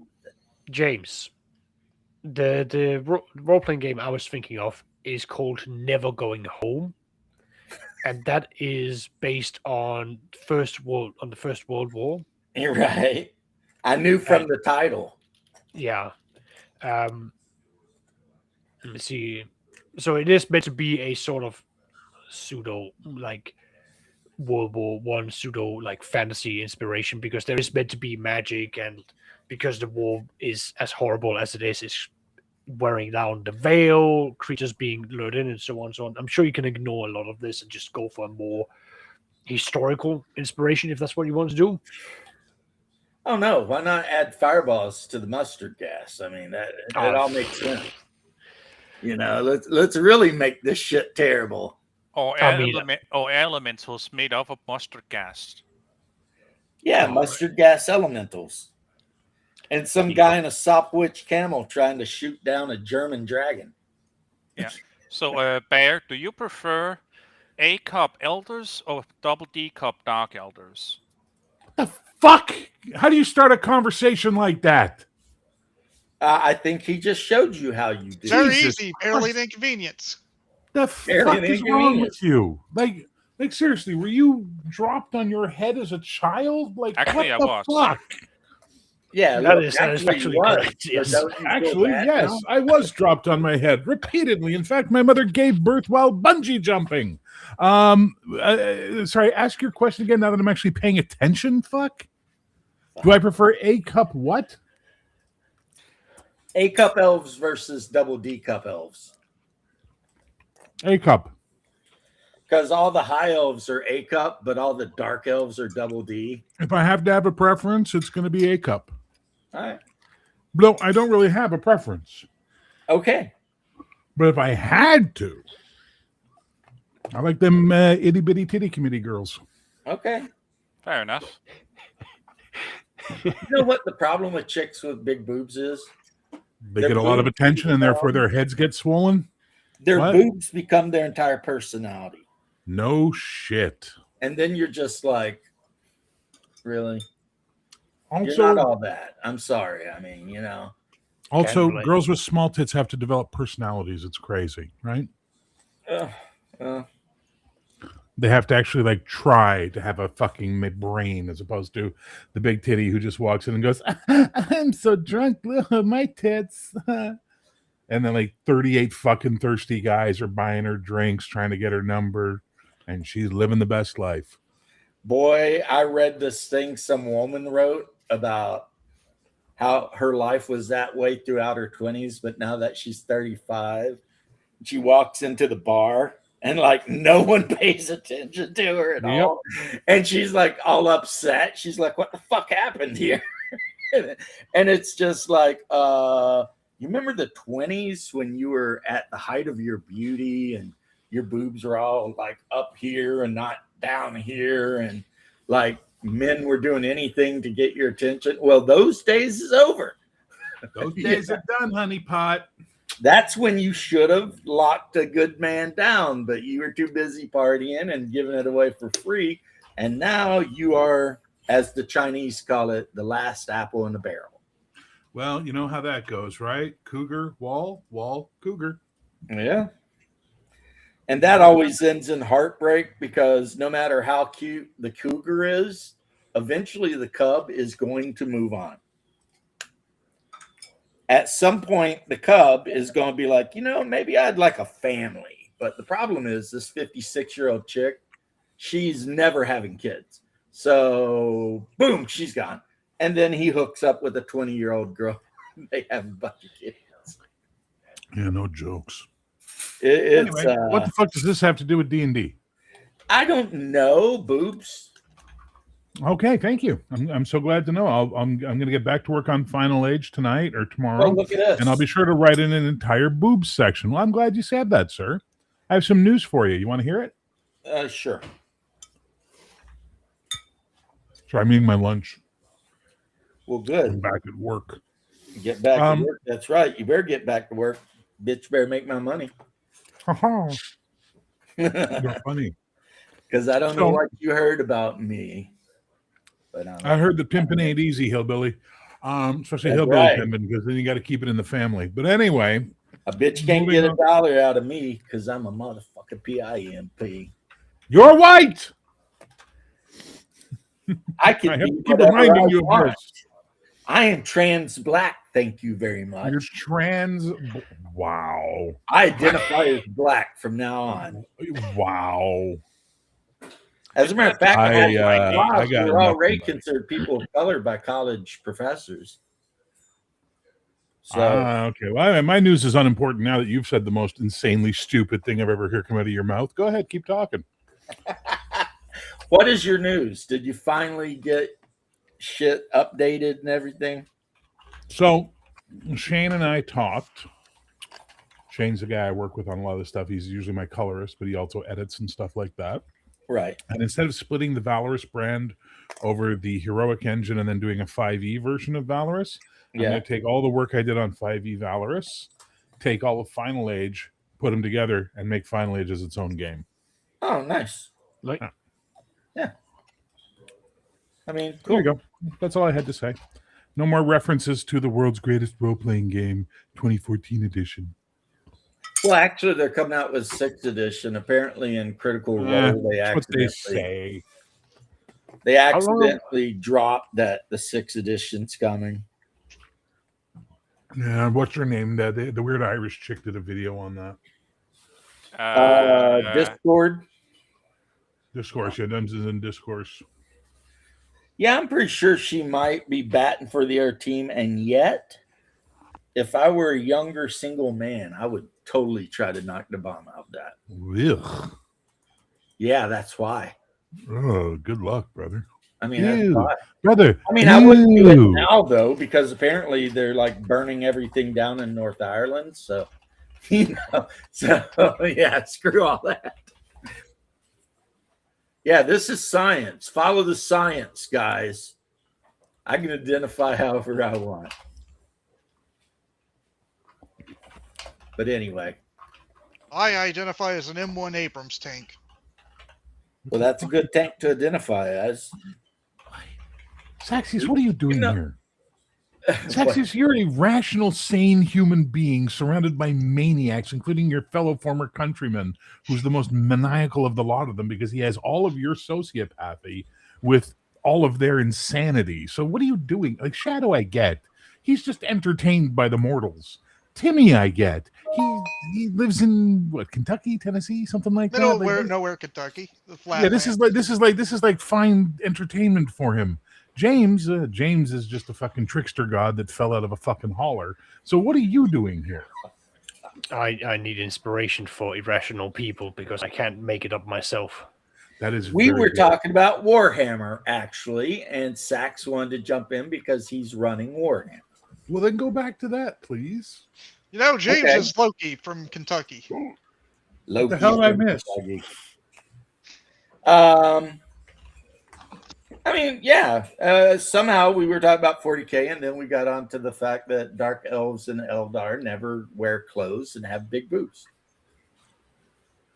That was the word he said at the beginning that I didn't catch. Eldar. Eldar. And you Squirrel Hermit says, alone. What's up, hey, there? Squirrel? Go eat a nut. Go eat a nut. That's not nice. Poor Squirrel. But I've never claimed to be nice. I don't know why people keep telling me I'm not nice. I've never denied it. Oh my goodness! So you know why? Because you're Canadian and legally you're supposed to be nice. No, we're not. Surprisingly, that's not a law in Canada. Of all I think that is laws we have. That one's not on the books. Now, back to whatever it is, please, for the love of Jesus and Mary, do not sidetrack into my craziness. Your craziness is more than enough for everyone. I'm pretty sure that if you look up Canadian law, that's on the book. Okay, That's I'll not get in the on top books. of that right now and let you know what bill it was. It was C, go fuck yourself. There it is. I just found it. See, Bill Fuck. Bill C, go fuck yourself does not exist. There you go. Oh my God. See, you know the Canadian government's been fucking up when your average Canadian is just so angry all the time. I am not an average Canadian, sir. You guys used to be so nice back in the 90s and 80s. I have never been an average Canadian, sir. Well, okay. But still, you know what I mean. You could go to Windsor. They were super nice. Would you stop thinking Canada was Ontario, please? It's bad enough they think that about the country. Just good times, full nudity and cheap beer. And your fucking dick would have fallen off if you'd come to Montreal in those days. You'd been losing your mind. Well, too late. This city ruined Edward Furlong. Remember him, the kid from T2? He shot a movie here without parental supervision, and they were running articles in fucking LA about how Edward Furlong indulging in Sin City North, which is what they were calling Montreal, because they were catching him out at strip clubs and all kinds of crazy shit. And yes, if you detect a note of pride in my voice for that, it's fucking earned pride. Sorry, go ahead. Yeah. Oh, I said Bear yeah, is that does sound like his crazy. cats in that all he cares about is his cats. Sorry, what was that, Dean Pell? I still couldn't hear you. That does sound crazy. It was a different time in the 90s here. Let me just say it that way. We were going through the middle of a great big recession. So we had endless strip clubs full of endless college girls who couldn't find any other jobs, who were doing whatever they could to make a living.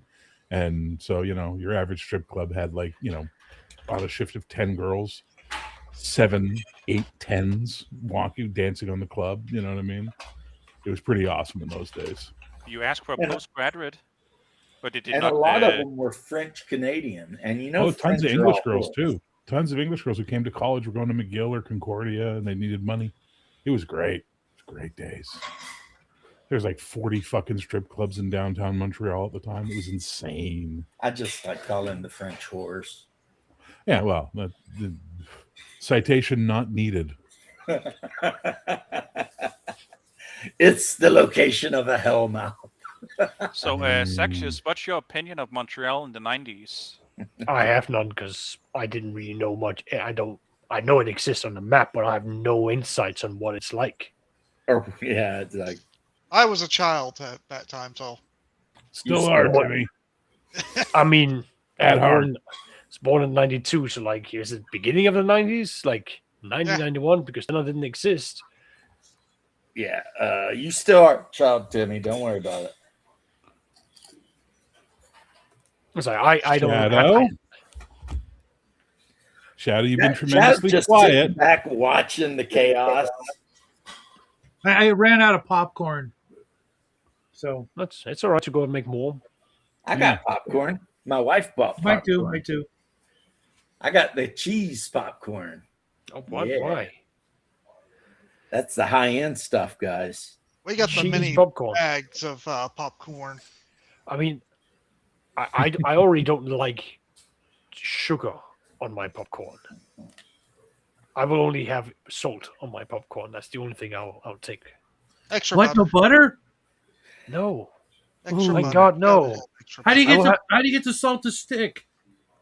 I don't need it to stick. I just need to have that dryness or the salty taste in my mouth. That came out right. Wow. Yeah. Wow. Shadow is now saying instantly engaged in this conversation. Shadow's like, tell me more, child. Tell me more. I'm about to become a target for this. About? Oh, see, I tried to help you out. I tried to deflect it to Shadow, but you opened your fool mouth a second time. Now you get what you get. Enjoy that, Well, there, Zach. I was about to say it was about an interesting conversation about salted popcorn, but it's only going to get worse the more I talk about it. Yep. Well, in America, we've got this popcorn that they like to pretend might be healthy, but we all know it's not. And it's made by McKee Corp in Kentucky. And it's basically popcorn that they put like powdered white cheddar cheese on. Yeah, we have that in Smart Canada. Foods? Yeah, I love it. Yeah, Smart And Foods. Yeah. It was We garbage. seem to enjoy it quite a bit. However, even though the company that makes it has the same last name as me, they refuse to send me any or like give me money. So Funny I'm how a little pissed off capitalism about that. Well, James, there used to be a glass company in England with my last name. Yeah, but that's in England. I'm talking about the same state as me. As a matter of fact, Nutter Butters, those damn things Which that one? come in a box, they're like Yeah. wafers covered in chocolate with peanut butter, made by the McKee Corp. Well, Nutter Butters also have the like peanut shaped. They originally the peanut shaped cookies with cream in the middle. Sax is getting called out by Entree. Cheese on popcorn? No freaking way. Anime girl figures on the desk? Yes. I can't say anything. I've got an anime girl on my desk. Well, kind of. Not really. She's up here. I haven't painted her with gloss paint yet, though. She needs to be glossy so that it looks like she's got like suntan lotion on.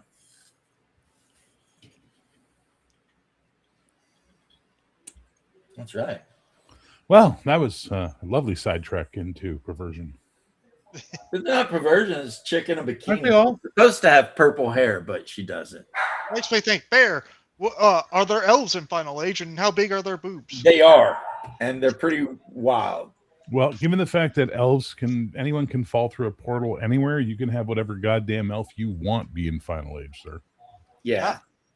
But if you're So smart, if you want you'll some wanna big be titty like, anime goth elf to fall through it, have at it, Haas. Just remember, the game's not about your fuck stroke; it's about getting murdered. The thing, though, is that if you So, use them as bait to lure the players into traps with it, then murder and eat them. That would be the way I would use big titty goth elf girls. We want pup. Come here. We're getting to Overlord here. that's one of the inspirations. Yes, it is. Okay, that's fair. That was a good anime. I only I've watched the never first seen season. it, It's quite so- enjoyable. I got a How about meeting. the- You guys going to be here in a half an hour, or are you going to be wrapping up soon? I have no plans on going anywhere. All right. Well, I will try and come back and leave a space for someone else if someone else like Doc or someone shows up. And if I don't see you guys later, Sax, nice seeing you. Dean Pal, nice seeing you. Likewise. Timmy, I never see you. And Shadow, don't forget you have a game tonight. 5 p.m. My time, right? Hawkwind, your gay sea elf. Looking forward to it. Should be fun. James, Yeah. always a pleasure, Buttercup. Come on. Or actually, You gonna come and say hi? Not British. Still not British. He's so I don't good. know how Canadians salute. Probably still the British way, I'd say. I don't even know if Canadians got an army. I just assume. Well, they do, but it's mostly Chinese. Oh, My only reference to Canadian Army is Stargate. What do you want? Were there Come on. Canadians in Stargate? They filmed a lot in Canada. Yeah, they film a lot of good movies in Canada, though. What are you doing? What are you doing? Like Supernatural was filmed in Canada. Wasn't the Flash also? Like everything CW? I think all of that was Canadian, and also Archer's Georgia. But yeah, Supernatural, the first 5 seasons, absolutely amazing. Everything after that, Everything after that's like, meh, waste of time. Absolute waste of time. meh. So basically, the show should end with punching the devil in the face, or what are we saying? The show should have ended with Moose dying and Dean getting married and living out his life. And it actually did, because there was kind of the scene where the really tall brother's like under a street lamp, and he looks in the window of a house and he sees his brother with the wife and the kid, and then he walks away, and that was supposed to be the end. But people were so freaked out that they pulled a Magnum PI on him. because Magnum PI gets killed at the end of like the 5th season. He literally gets shot while he's investigating a warehouse. And you see him all in white in clouds surrounded by heaven music. And he just, smiles and waves, and he turns around and walks off into the clouds. People lost their freaking minds. So they had to bring him back for like another 5 years. The poor guy. That kind of explains why Richard Dean Anderson he wasn't that hot on MacGyver like by the end. Yeah, because If that happened to another show, imagine what would have happened to his. Right, exactly. It's like he signed up for a 5-year contract and figured, I'm going to do really good on this show and then I'm going to be in some movies. No, you're just going to be on this show for like 20 years. And that's kind of what happened with the Supernatural boys. They were just on that show forever. It's like, luckily they ended up becoming like best friends, and the guy who played Dean ended up marrying one of the female actresses, and they become like, like when they weren't acting, they were all hanging out together, being buddies and shit. Yeah, so I think it ended up working out for them.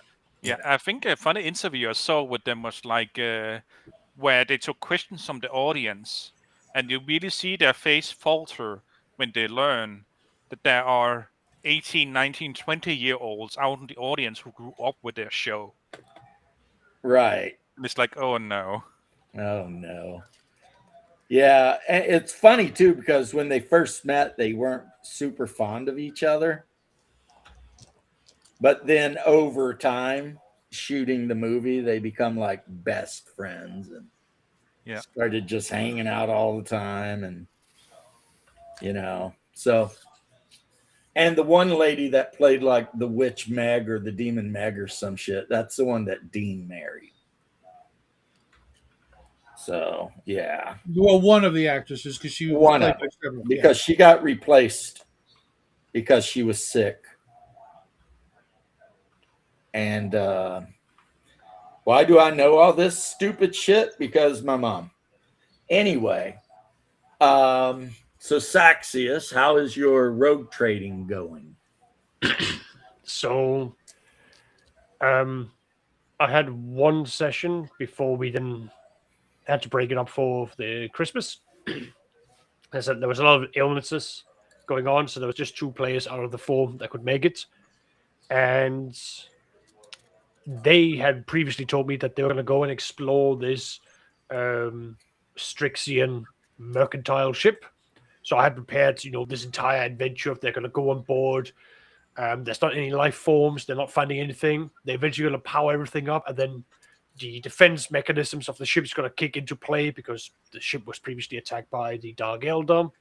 They're going to have to fight their way out, or they're going to have to shut it all down. But then, because the ship's been booted up, it's going to cause for a loud beep to basically go out into the void. It's going to alert the Dark Elder. It's going to come for them. The players decided that they didn't want to do that because I had also said that there was like 2 broken Dark Elder ships floating around with the Strixian ship. So on an absolute drop of a dime, they went to explore a Dark Elder ship. So I had them roll willpower to resist all the horrors that they kept on finding on board that ship.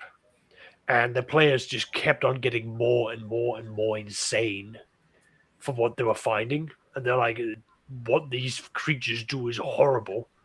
And I was just like, well, I'm just going to go all in. I'm just going to be as descriptive about all the horrible, torture I can imagine. So the players will continue until the adventure returns. Sorry? The beating will continue until the adventure return. Yeah, no, pretty much.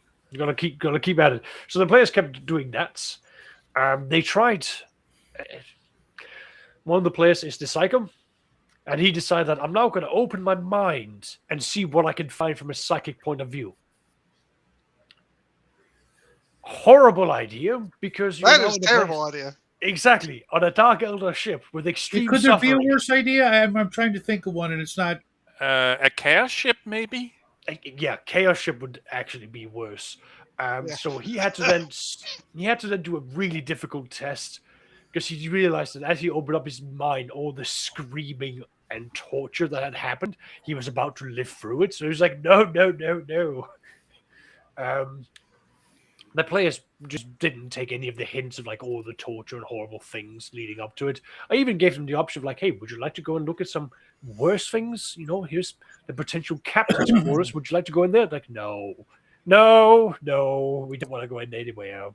We It's just want like to a human that's been skinned and turned into a freaking blanket, but is actually still somehow alive. James.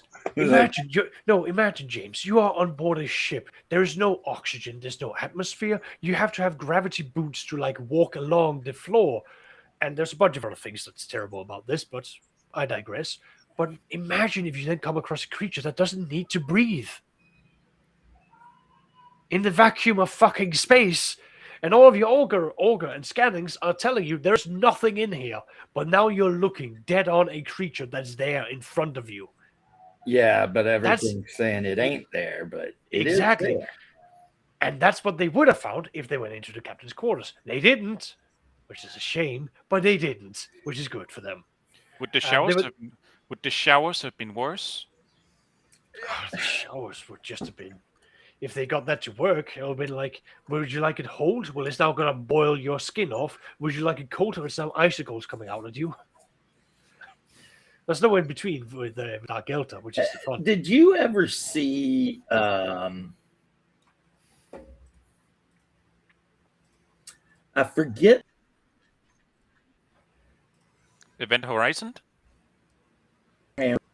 plus for a little, and they're losing, and they're like, well, there's this ancient I think we're losing James. protocol Yeah. where we could that they would always defend us, and they sent It's kind of spooky, like seeing him like in his the smile thing off, and explaining, they're like, and then it cuts. freaking Iron Legion or whatever drops and just starts ripping Space Marines and Guardsmen apart. I know which one you're on about. I have not watched that. I've seen Yeah. the clips, but that is terrifying. And it's also a good point that the average Imperial citizen doesn't know the difference between a traitor Astartes and a normal Astartes. They just know that Astartes exist. Right. That's it. And it's crazy because there's a part where like an Imperial Guardsman runs up and there's Yeah, he does. and he this, shows the Aquila like, I'm And with they're just you. like, And the "Ah, Terminator is like, bah! You know, it's like, get out of here, bitch, you know? And Back to because it turns out that world had been the home world of nice. the Iron Legion back before they were traitors. Oh, what Olympia. God damn. Yeah, except it, you know. So So anyway, back to the game that I was doing. So the players were eventually being given a call that there was a new signature that was entering into the system, and so they all ran back to the ship. They went back in there and they were looking at the scanners, and they were seeing that there was apparently an Imperial cargo vessel that was limping into the system that kept on basically trying to make connection with them with Vox. They eventually accepted it, and they were being told, like, we need help. Please help us. We have oxygen that's leaking out. We've been taking an absolute battering. We've been attacked several times. Like, can you please help us? We need emergency repairs. And they were just slowly limping towards them. Now, none of the players said anything.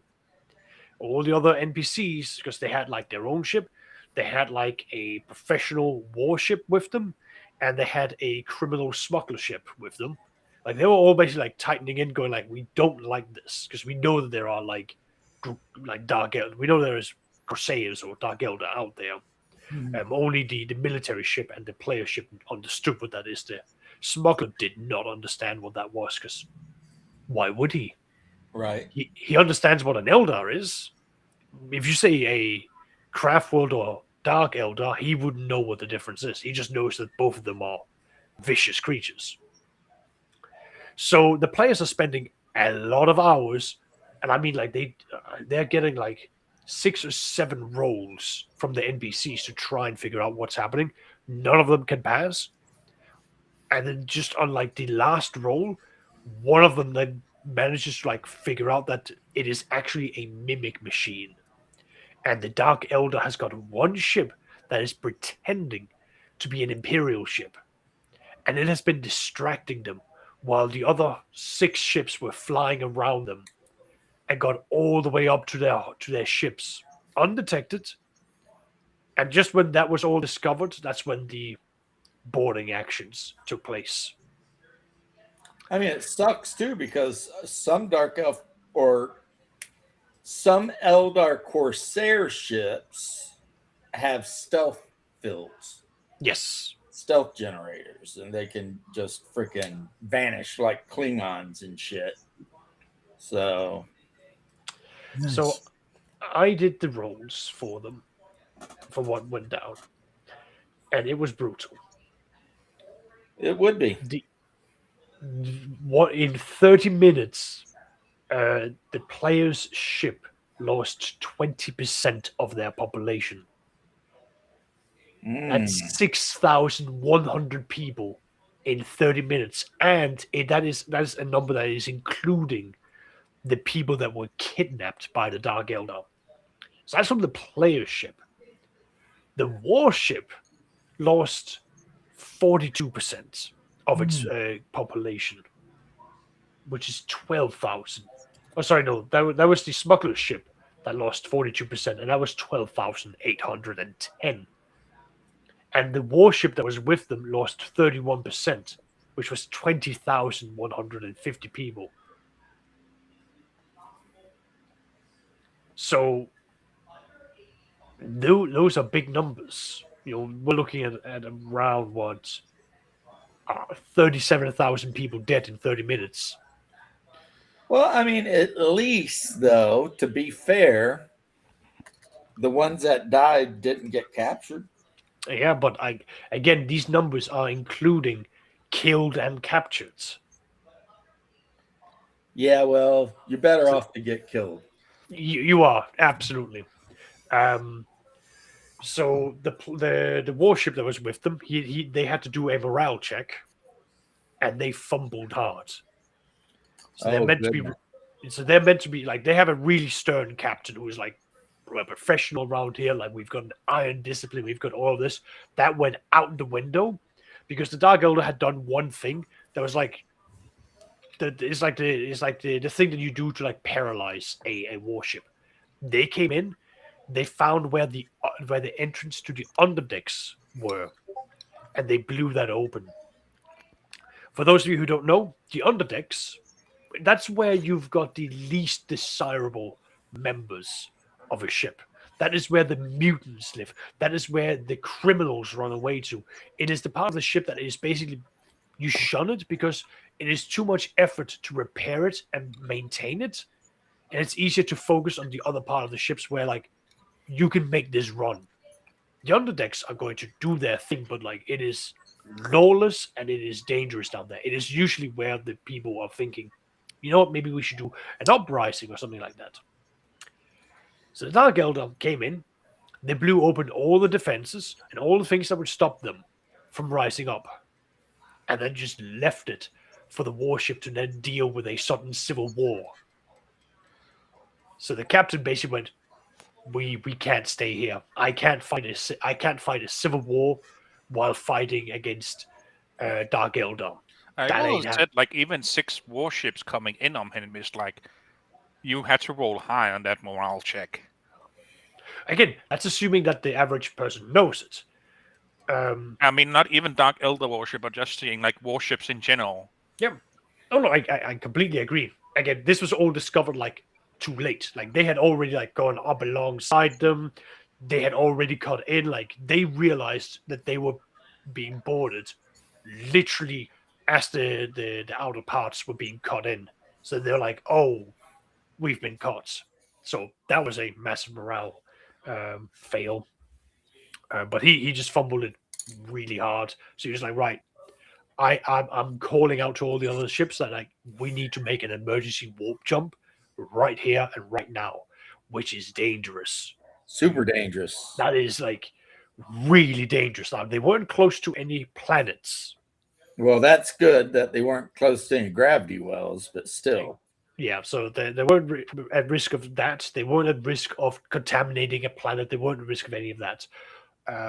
But yeah, like there was just like we need to do this. So the way I've done it is that I use the player navigator has done it for like the entire group before. So I just did the same routine of that, and even with all the penalties, they were able to do it competently and with enough skills to actually get out of there. And the Drukhari, realizing what's happening, is like, well, we don't have Geller fields, so we need to get out of here. We need to get what we can, and we just need to run because we don't want to be anywhere near it. And there was, after everything was said and done, there's 2 ships that was caught inside of the area.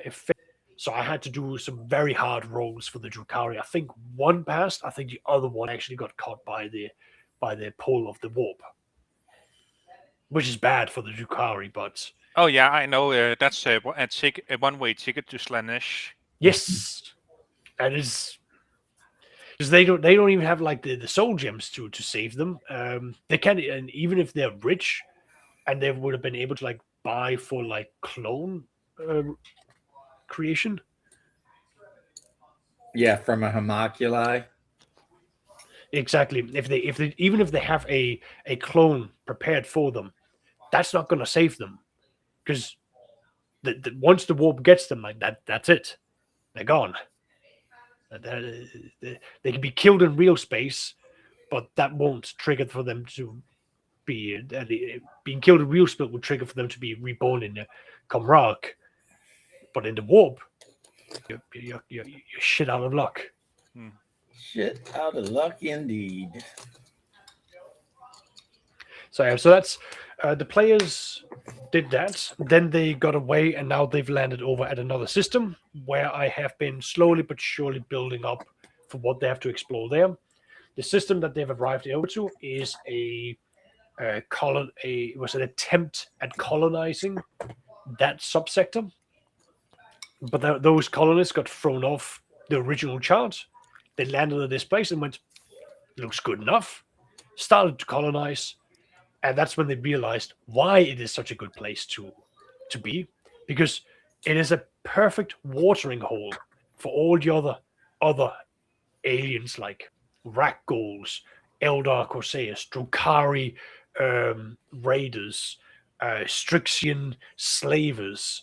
I've even got a couple of own homebrew aliens that's come by.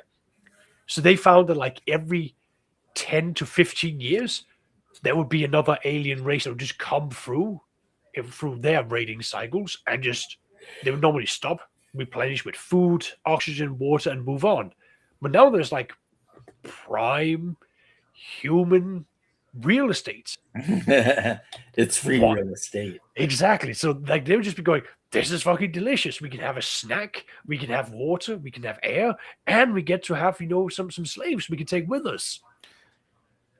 So the humans have had to then work on like a 10-year project for so many years, because they got raided like every 10 years. They would rebuild, they'd be attacked, they would be destroyed. So they've gone, right, well, we need to do drastic measures. They've had to take the broken frigate that they had that has been battered every time. They've had to strip it down and take the void shield down and create defenses. And they've recently, speeding up like 250 years of like them surviving, they've now made this a thriving place, but they still get attacked. And the latest visitors are supposed to be the Rakghouls, and the Rakghouls are the size of an Ocarina, but you take a centaur and just make it completely lizard-like, and then they have 4 arms and 4 legs, but they can move their arms and legs around their body however they want. So they can rebuild themselves for however they need to go. And the way that they do fighting is before they go into a battle, they chop off some of their arms. They just patch on chainswords, and then they go. They just run in and then they start fighting you, which is horrifying because then they'll take them back off. They'll regrow their arms and legs, and they'll just continue. Really hardy monsters, and they just attack humans because they see them as like it's like the way the human tastes for them is like it's like peak flavoring. So, but to make matters a slightly bit worse, I've discovered an alien tomb. Now they don't know its Oh name. no. Alien tombs was never good in Warhammer. No, exactly. Thank you, Dean. You're gonna like where this is gonna go. So, Not on their behalf. no, exactly. So the humans have discovered an alien tomb. Now they didn't understand it, so they got the tech priest down there who did a whole bunch of tinkering. I was like, "What can we do out of this?" And they discovered, "Hey, there's these weird crystals. What can we do with them?" They've then learned we can use these crystals to generate electricity. Fantastic. So they've used that to hook it up to basically give themselves more power supply so they could strip out more stuff from other ships so they can have more defenses. Fantastic. This is a win-win situation. It's like a nuclear power plant, but without needing the uranium. It's just, what can go wrong? Well, Dean, are you familiar with the alien race known as the Uvath? No. Okay. I'm not so much familiar with the secondary and tertiary races. Fair enough. That's fair enough. The Uvath is a alien race who are very good at controlling the warp. So good that they actually use the warp to harness the warp for electricity. Meaning you will have demon-infused engines that they have created. So the humans have, for lack of better words, found, discovered, and activated demon-infused energy creators, which is now screaming into the warp to attract certain entities, not demons, but the Ragdoll, because the Ragdoll knows what this is. They seek out these frequencies because they harness these crystals to create weapons that we would not want them to. And the Uvath, as a species, has been declared to be so dangerous by the Inquisition that anyone who gets in contact with them has to be exterminated because of how corruptive the Uvath and their technology is. Yeah. So you have an entire colony with tens of millions on this planet, who has turned this beautiful planet into an agricultural planet, this magma-filled planet into a pseudo-manufactorium, an asteroid belt that they're harnessing out for all of its resources so that they can keep on building their next weapons and the next preparations. Like, they're very industrious. And they've just decided to just hook up a couple of power adapters, flip a switch, and put in some crystals. What is the harm that can happen from this? Nothing. Nothing. Exactly nothing. So the players are going to come here. It's going to be good. Yes. What I have prepared for the players is to take a step away from doing the typical D&D. You go as the players and explore a forgotten thing, or you go and you deal with like a specific thing. We are going to be doing a tabletop mass combat. I have the rules for them to basically play Warhammer 40k, the tabletop game, but in Rogue Trader, with very slimmed down rules. Right. So they're going to have rules for like artillery. Would you like to? They have got some mechanized infantry. They've got some armored divisions. They've got, I think I've said artillery before. I've got anti-air rules and all of this. The players even have their own Valkyrie squadrons, and they've got a dedicated, what's it called, like hunter-killer flyer, so that they can take on. So they're going to be fighting the aliens in space. They're going to realize they are outnumbered because it's their ships. The humans have their own void ships, but they're like, we hide them because we can't fight anyone in the void. So they just run into the asteroid fields and hide. They can't fight. I have a question. Yeah. Can the Dark Elders hear the screaming too? So the Dark Elder does not actually have any connections to the warp. So they don't listen. They don't have the psychic capability of listening into the warp in the same way. So they can't hear it. But it's other creatures like, again, the Ragdoll. When the players arrive, the navigator, I'm going to start telling him, like, you are hearing like a distant, like, like as though you've got tinnitus. And he's going to be hearing that. The astropath is going to be told, you are hearing like someone screaming down the hallway. Like every time that player then goes down to investigate, there's always someone screaming, and then they go all the way down to the other end, and then the screaming is on the other side of that room, and then it's on the other side of the ship. See, what you need to do, maybe, is have the players arrive around a planet that has satellites all around the planet telling, like, some alien language that they can't understand. And then they land on the planet and get jacked up by a bunch of 30-meter tall spiders. They're like, oh shit, it's murder. There's a world in 40K called Murder. Because it's inhabited by intelligent spiders that... I gotta go. I'll see you. I'll see you. Take care, Timmy. I'm gonna have to jet in a minute myself. Have a good one. Tread carefully. Yeah. I am as far as role-playing games go, for me, next time we play, which is I believe Saturday, I am going to run Curse of the Ancient King, I think it's called. Let me look.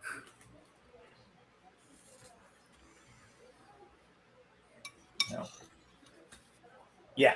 I'm going to run Doom of the Savage Kings, which is a Dungeon Crawl Classics Goodman Games adventure, but I'll be running it on Hyperborea. And I think we're going to have a really good time with that. I ran it already once, like, I don't know, 7 years ago. So I doubt any of my players are going to, remember anything. And it's just a really good adventure. You show up and there's this town. It's like a Viking village. And, it's kind of it's got a curse on it. And the only way to to end the curse is to go into this giant, like, snake mound. Think of, like, in Ohio, how they make those snake mounds. Well, it turns out that this giant snake mound on the other side of the swamp is actually the tomb of this ancient king. And the ancient king has the item that you need to actually break the curse, right? And yeah, he has a really crazy name too. Like, where is it? There's the Jarls. Is it Gary? Huh? Is it Gary? That would be crazy, but no, it's something like Ulf Genenwire, something. Oh, Ulf Hjonar. ULFHEONAR.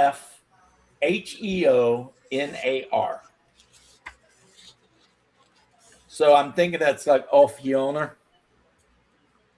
but I don't know, because that might be not even a real language. It might just be that the guy who wrote the module is like, yeah, that sounds Norse. That is a very common method in what do you call fantasy naming. Yeah, so. Right. It's like, well, I put Ulf in there, so obviously we're good, right?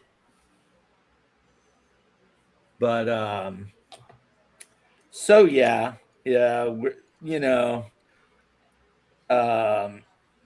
it's a really good adventure. It'll fit in with Hyperborea perfectly, and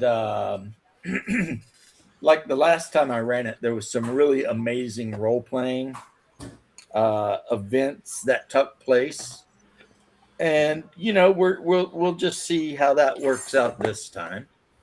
Of course, one of my bros, he's like, "Hey, can I play in your game in a couple of weeks? Right? I'll be available." And I'm like, "Sure." And he's like, "Can I play a cleric of Ilmater or Ilmater?" Mhm. And I'm like, "Sure." And it turns out he was trying to be a smartass by saying he wanted to play like a Forgotten Realms lawful good character. But I'm all like, yeah, this is Hyperborea, so literally all that shit goes. You know what I mean? Yeah. It just means that you were walking around in the Forgotten Realms at some point and somehow got captured by the mist. And instead of ending up in Ravenloft, you ended up in Hyperborea. And, Not the worst place you can end up comparatively. Oh, yeah. Given a choice of the two, I definitely want to just appear in Hyperborea. Because at least in Hyperborea, a guy like me, I might be able to get a job, delivering baked pies or something. I wouldn't have to worry about getting ate by a vampire or undead or, robbed by the freaking gypsies or whatever all day long. I'd be good. I'd be okay. I mean, I would say the most dangerous part in Ravenloft is like if you're lawful good and a cleric or a paladin. Right, because something there will try to corrupt you, whether that's through the long game or short game. Yeah, I played through the Hyperborea adventure on Dungeons and Dragons Online with my artificer. And it was pretty cool. There's the one where you got to go up in the attic and there's like the haunted baby doll and all that shit. But since I was playing an artificer, I have to admit it was like dead easy because back then the artificer was OP as shit. Yeah. And I was already like level 18 or whatever you have to be to go there. And I had my badass robot dog and a crossbow that fired like a freaking MG 42. It was like, oh, an enemy. This crossbow. And then I had magic to heal my dog. And it was just like, I'm just running around. They're like, oh, look, a ghost. Attack, cyborg dog. It's like, somehow I feel like I'm not in the right realm. I've got like the super repeating crossbow. I've got the giant robot dog. I've got a bracelet on this wrist that I can focus and shoot like bolts of energy. And then I've got all these abilities. I was like, yeah, this is... The artificer was OP back then. Yeah, I don't know how they are now. With Magitech or tech classes is that if they're not designed in from the get-go into the world building, they do stand out a lot. Yeah, and like I would go on adventures with my friends into the like pyramids and the really high-end levels, and with an artificer, it was just dead easy. It'd be like, the fighter would be like, I'm getting ready to pull everything. And he'd pull, and I'd just tab, with crossbow until dead, tab, And if anything tried to come after me, the dog would jump in and tank it, which meant I could just tab and crossbow that to death, too. I mean, yeah, the artificer was OP. Whoever invented the artificer... Somebody should have explained to him that shit is a little bit overpowered. But whatever. But yes, Squirrel.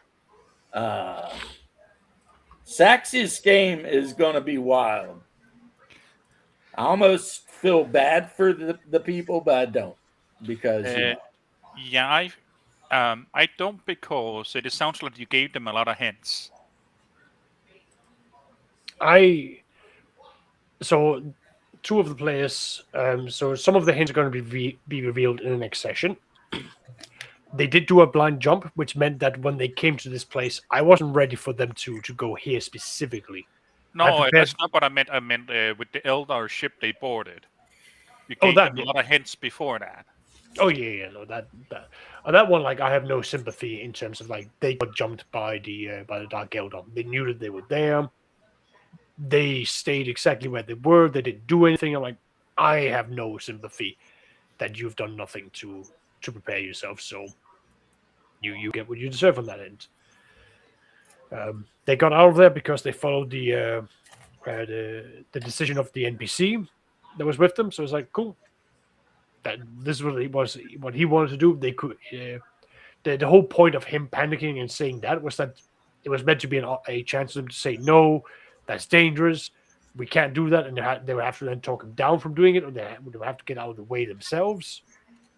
But they decided that, no, we're going to go with you. It was like, okay, well, we'll put our trust in the navigator, the player who wasn't there. So I just used his character.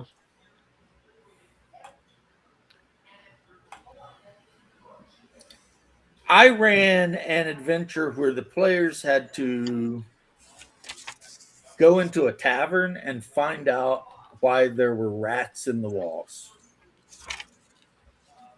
even though the walls were solid. And the tavern keeper was going insane, and his youngest child had died from rat bites, and his wife had hung herself in the basement because, of her loss of a child. And his teenage daughter had bites on her. And so the players decided, and every night they could hear the rats scrambling up and down in the walls. And eventually they figured out some stuff and they fixed it. But man, it was intense. And at one point, half of the players were literally on the ground bleeding out. Nice. If it were not for the berserker, the Norse berserker, and the freaking Hyperborean cleric really stepping up, that had been a group wipe. But the Hyperborean cleric, played by Haas, did a very good job. And then the berserker, they were getting overrun by rats, is what was happening. Every time they killed some, more just kept coming, right? Because there's this, anyway, it doesn't matter. There's a rat generator, let's say. And eventually the berserker said F it and went berserk. And when she does that, it, of course, like in most games, it lowers her armor class, but it increases her like attack bonus, attack damage, number of attacks per round, all of that sort of stuff. She becomes La Machine. Damage resistance 1, freaking doesn't fall over unconscious if she goes to 0 until she goes to like -3 or 5, whatever. So she powered that shit up and jumped the thing. And, once that was dead, it was like, yay. They had a whole conversation with the demon that was trying to get them to do some stuff. And they were like, nope.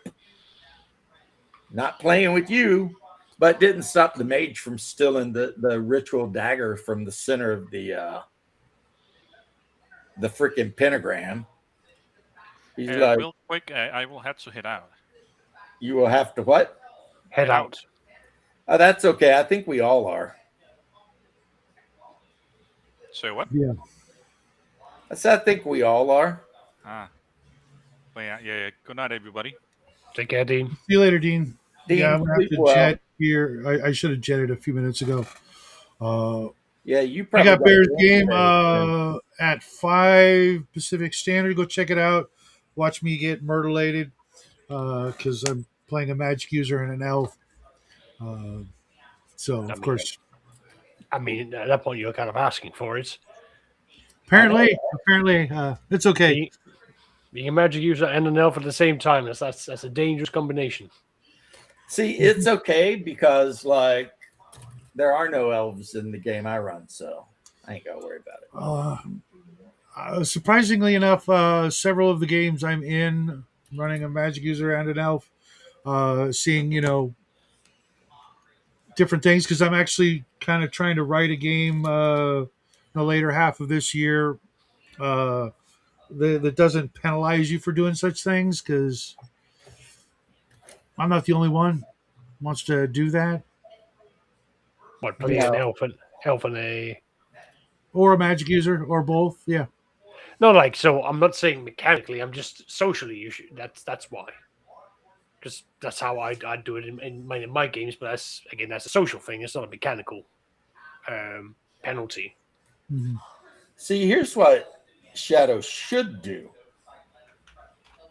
He should play Hyperborea, and instead of playing an elf mage, he should play a Hyperborean mage. Mhm. Because then he would get to be like 7 foot tall and have golden hair and bone white skin and violet colored eyes. And then he'd also be a mage. And it would be cool because you'd be like an elf, except way cooler than an elf. You see what I mean? And so I'd live forever and all that other crap. No one lives forever. Well, thousands of years. Come on. Even Queen said that, remember? Who I don't wants listen to to Queen. live forever? Not a fan. Really? Thanks, Coco. Yeah. There's a couple songs I like, but that's it. Okay, whatever. It's just not my cup of tea when it comes to some things. I recognize talent. I'm not gonna, say they suck. Well, This some of thing them did. called but- love, I've got to get around to it, right? But anyway, Shadow, you will be happier when you start playing Hyperboard. And you stop worrying about silly ass shit like you're worrying about now. I'm not Instead of worried. worrying Just, about elves and magic users. You can just worry about not getting eaten by great old ones or cannibalized by cultists that worship Yag or Shadow, could I then perhaps lure you over to my side of the table with some interesting games in the sci-fi universes where we do things like logistics and paperwork and customs? I'm a huge sci-fi guy. As a matter of fact, I do a regular and have for about 3 years a Saturday night sci-fi thing. I was invited to Sci-Fi Snobs channel to hang out with those guys on Sunday and the other night that they do this and stuff. You used to run Traveler 24 or whatever. 24. I'm trying to bring that back, but I got to thin some shit out. I got like I said, 7 games a week and 9 different games in a month. What I did? Hmm. I thinned down every game except for Hyperborea. How many games do you play in as a player, though? None. Oh, see, I want to be a player as much as. But I do play in board games with my wife. I'm going to be doing some. Well, not board game. I bought technically 3 like really small card games. Tiny Epic Kingdom. Nice. What was the other one? Some sort of like expedition into the Amazon looking for some explorer kind of game, and then a sci-fi card game. Hold on, I'll tell you what they all are. Your wife likes cards? No, she doesn't really play games at all. Well, those could be some really great ways to get her interested. Here, let me read them off. And mind you, James L. recommended all 3 of these games, and I looked at them and went, you know what? And a couple of them have solo applications, so I'm like, okay, I could, because I can't get into the video game thing because that's just a time sink. I'll spend 8 hours a day doing that. I don't have 8 hours a day to sleep, so. Damn, I feel attacked. How do you figure? Well, somebody that plays Ark Survival Evolved for like Oh, okay. a day. I'm like, No, I told you. it's like, come on, man, don't judge me just because No, I'm no, over no, here not at all, trying not to at all. tame some freaking giant eagles or whatever. One was Tiny Epic Kingdoms. One was Star Realms. It's a deck building or deck game where two or more players each have their own deck and they try to build star empires. And then the other one was it's on Amazon. That's why. Anyway, I brought up the whole sci-fi thing, Shadow, because I was like, you probably wouldn't enjoy the whole thing. Oh no, it actually sounds amazing. To be honest, that's fair enough. And not just saying that to say that. From everything I've ever heard of your 40K game, it sounds a lot more fun to me than like war games that I used to play in that universe. Yeah, I mean, I'd do that with like Stars Without Number, where it uses the D20 system, but it's the same concept that I usually take, which is that it's more Firefly, where it's a smaller crew where you and the players then. Oh, I love that show. That's my favorite. That's literally my favorite TV show of all time. And the game was called The Lost Expedition, where you game of survival in the Amazon, looking for Lost City of El Dorado. But there were a lot of character types in 40K that I want to play that game, and I want to see if I can find Chell. I don't know what that is. Oh yeah. Chell. So the Road to El Dorado was a cartoon. Okay, I'm familiar with that. Yeah, Chell was the very good-looking Native American. Okay, I had a feeling that's where he was going with woman. The particular expression. Chell was the hot Aztec woman that, if you pay attention to the show, the cartoon, there's a scene that catches her giving the dark-haired guy a blowjob. Because he's laying on the couch like freaking out, and then someone runs in and you see her head come up from his lap and she's looking around. Wow. I'm guessing that's Disney? Of course it's Disney. They got to slide some weird ass shit into everything. Yeah. But like I was saying, Sax, like there were some character types that in 40K that I use in a lot of other games. All of the Inquisition and the Inquisitors. Oh, God, yeah. The Eversol, I think it is Assassins, Arbites, all of the Assassins, to be honest. Oh, there's some great stuff in there, absolutely. But yeah, I was even reading one of the GW gives away like this, like a book, a fiction book every so often that's got like a chapter from a bunch of different stories to get you to want to buy the book.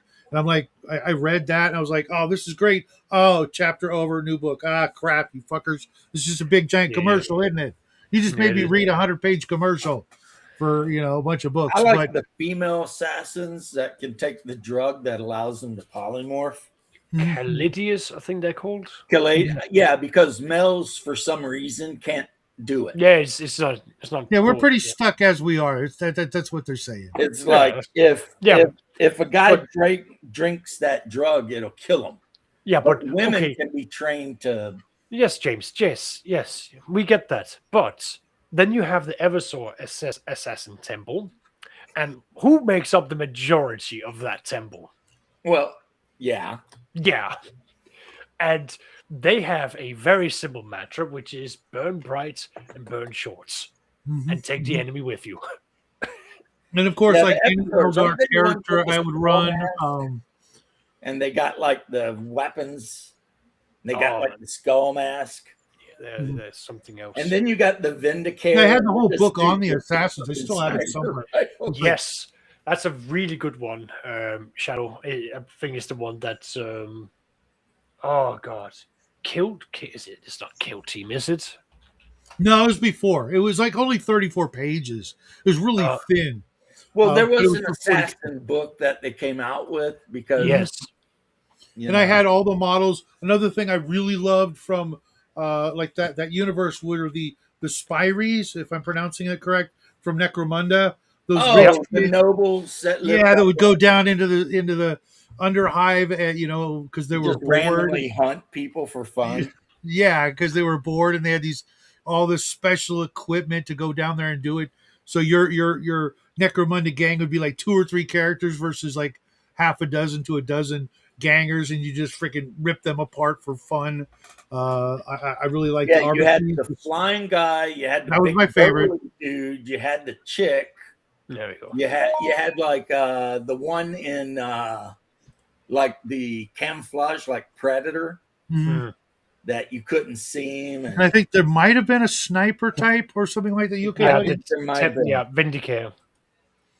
And it was and like the Van Sar gang was one of my if you wanted a favorites. small gang, you could have a gang of like 4 people.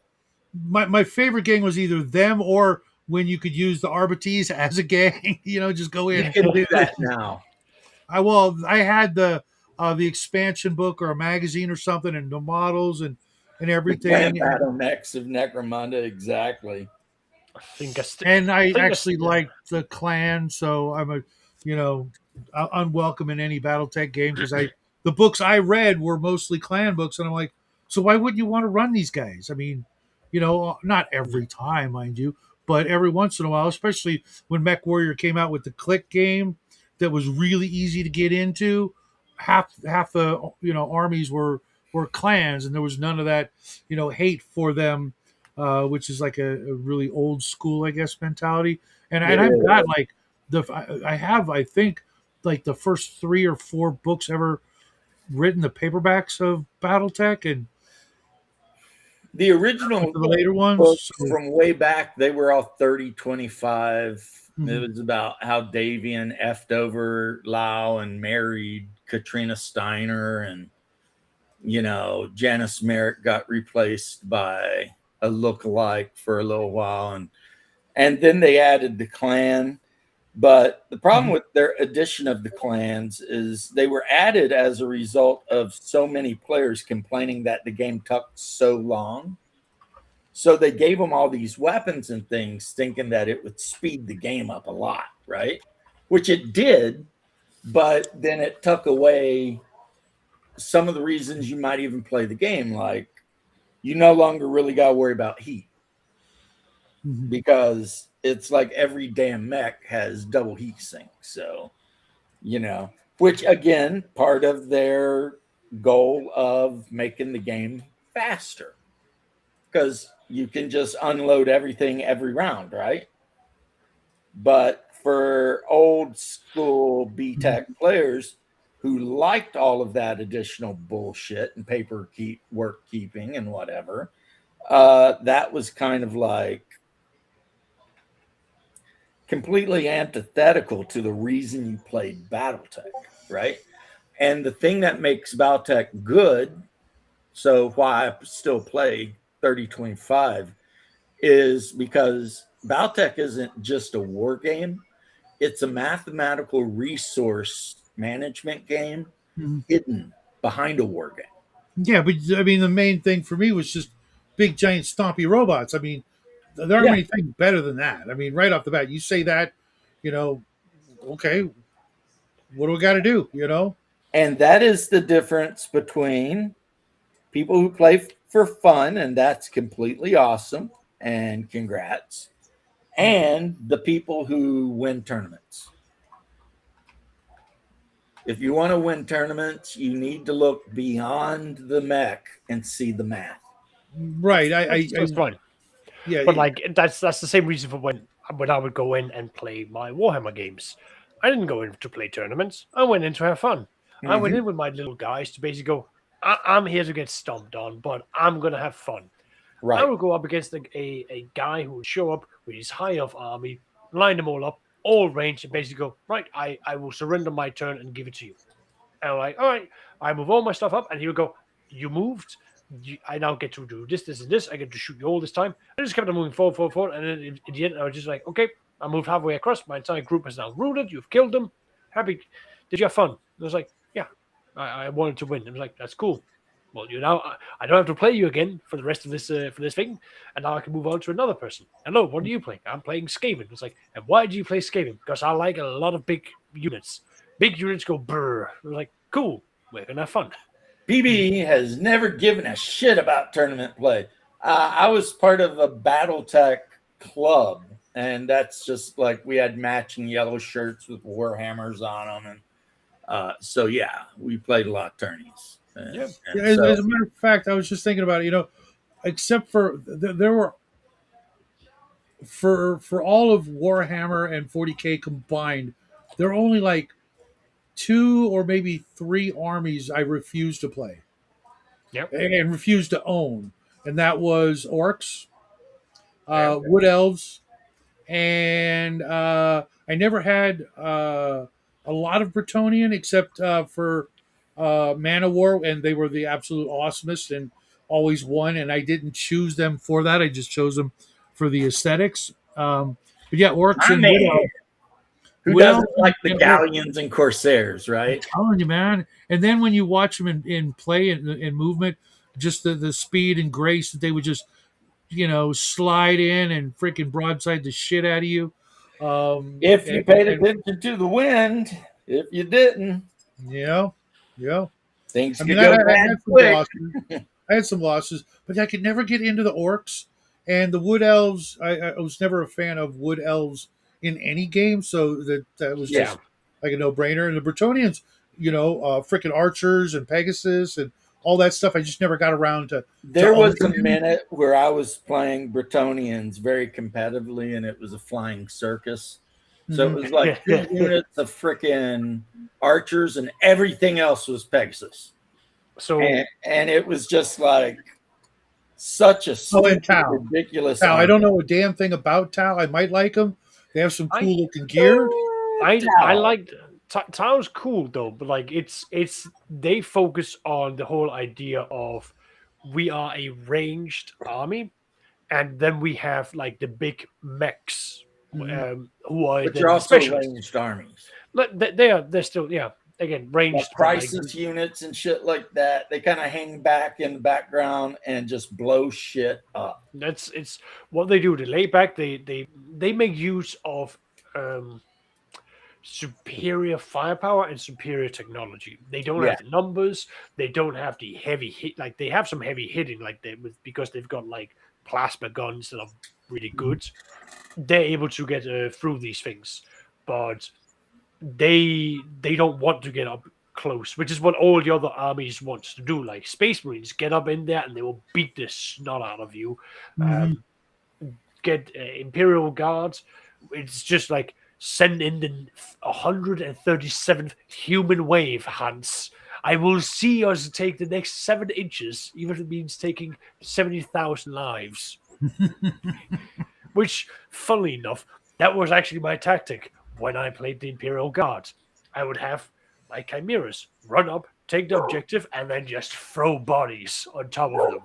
You can't take it if there's more bodies burying it. All right, gents, that's my thing. I gotta run. We'll finish this conversation soon, Saxes. Yes. James, I will see you guys later. I mean, before you leave, I want to say one thing. The Tau are basically Gundam. Basically, what? Gundam. Gundam. Okay. You got a bunch of fishy looking aliens, and you got big Gundam suits that just freaking run around firing like a billion missiles. And so if you like Gundam and Japanese mechs and shit, you're gonna love the Tau. Yeah, I don't like. I think their mentality that I heard about, but again, We Another- can touch on that talk on later later. points. Yeah. bye, guys. I gotta get going. It's been almost 5 hours. My God, it has been. Well, I How mean, do you when do? you're having fun, I was sitting here building my stalker tanks and listening to you explain your game, and I was just sitting here being like, "Damn, right." The I plastic trophies he made for himself and his brother are probably right.